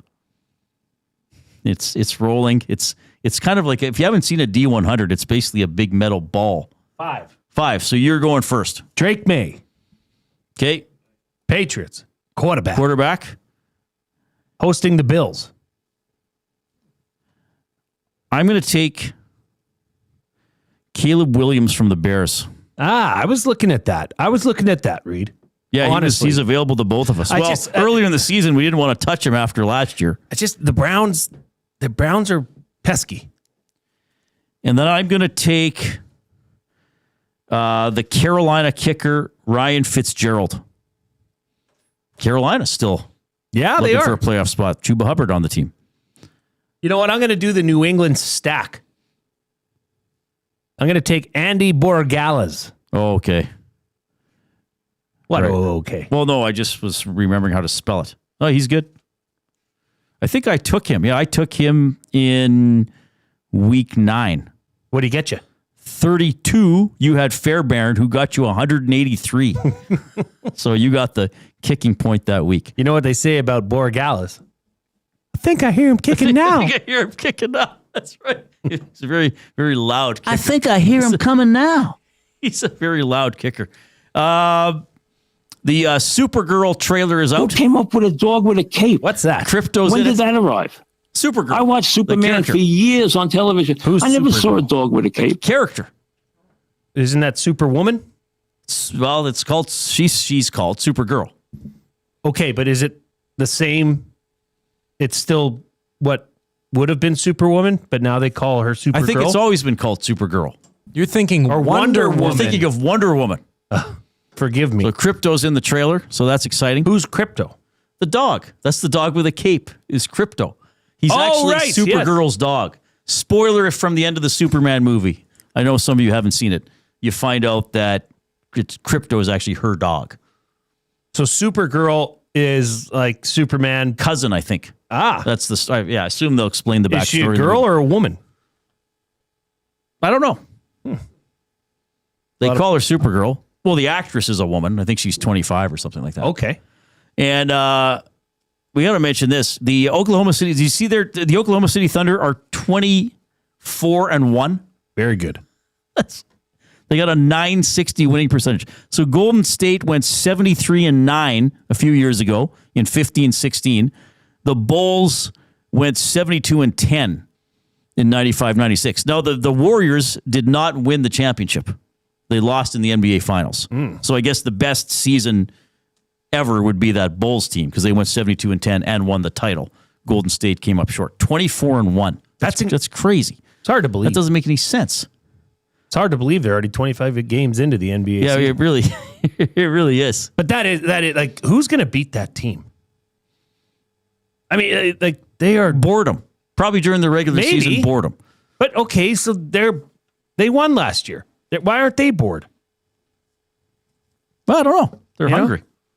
Yes, they're hungry. They ain't bored. They're hungry. All right, let's do our words of the day for Edmonton Public Library. Check out the Cooking for a Cause program that allows private groups of up to 36 people to have an interactive cooking experience with a chef in the kitchen at Stanley A. Milne Library. Great team building activity. You choose what you cook, what you drink, and all that fun stuff. Go to epl.ca to find out more. Before we get to the word of the day intro music, we got to do one limerick that came in. Oh, yeah. I forgot to do it earlier. We forgot. We might be behind. Do you have Dennis's? I don't. Or do you have... Okay, I got one here, too. I'll do Coach Mike's. They weren't buying what he was selling, so the Oilers fired McClellan. He's back in town tonight. Hope the Red Wings don't take flight. And by night's end, fans are yelling. Sorry. That's from Coach Mike. YYC, no flames for me. Listening to Reid and Jay while eating my dinner. It's freezing outside. Jack Frost, a bona fide sinner. Is Bo top 5? Not in my hive. Chet's brother-in-law is no big winner. Pretty good. Working in some show topics and Chet Palmer reference, which is pretty good. All right, words of the day, baby. With Reid and Jay. I've been spelling well lately and doing okay on the definitions. How do you think you're going to do today? I'm feeling confident. Let's find out. So I think I'm going to do well. Keep giving them the thumbs up on YouTube. If you have not given us a thumbs up on YouTube, do it in the final 3 or 4 minutes. We're at 116. Wow. Appreciate it, everybody. I love you all. Okay, first word of the day. Leviathan. Leviathan. Leviathan. Leviathan.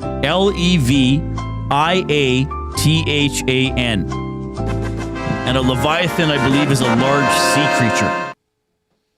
Like an immensely large sea creature.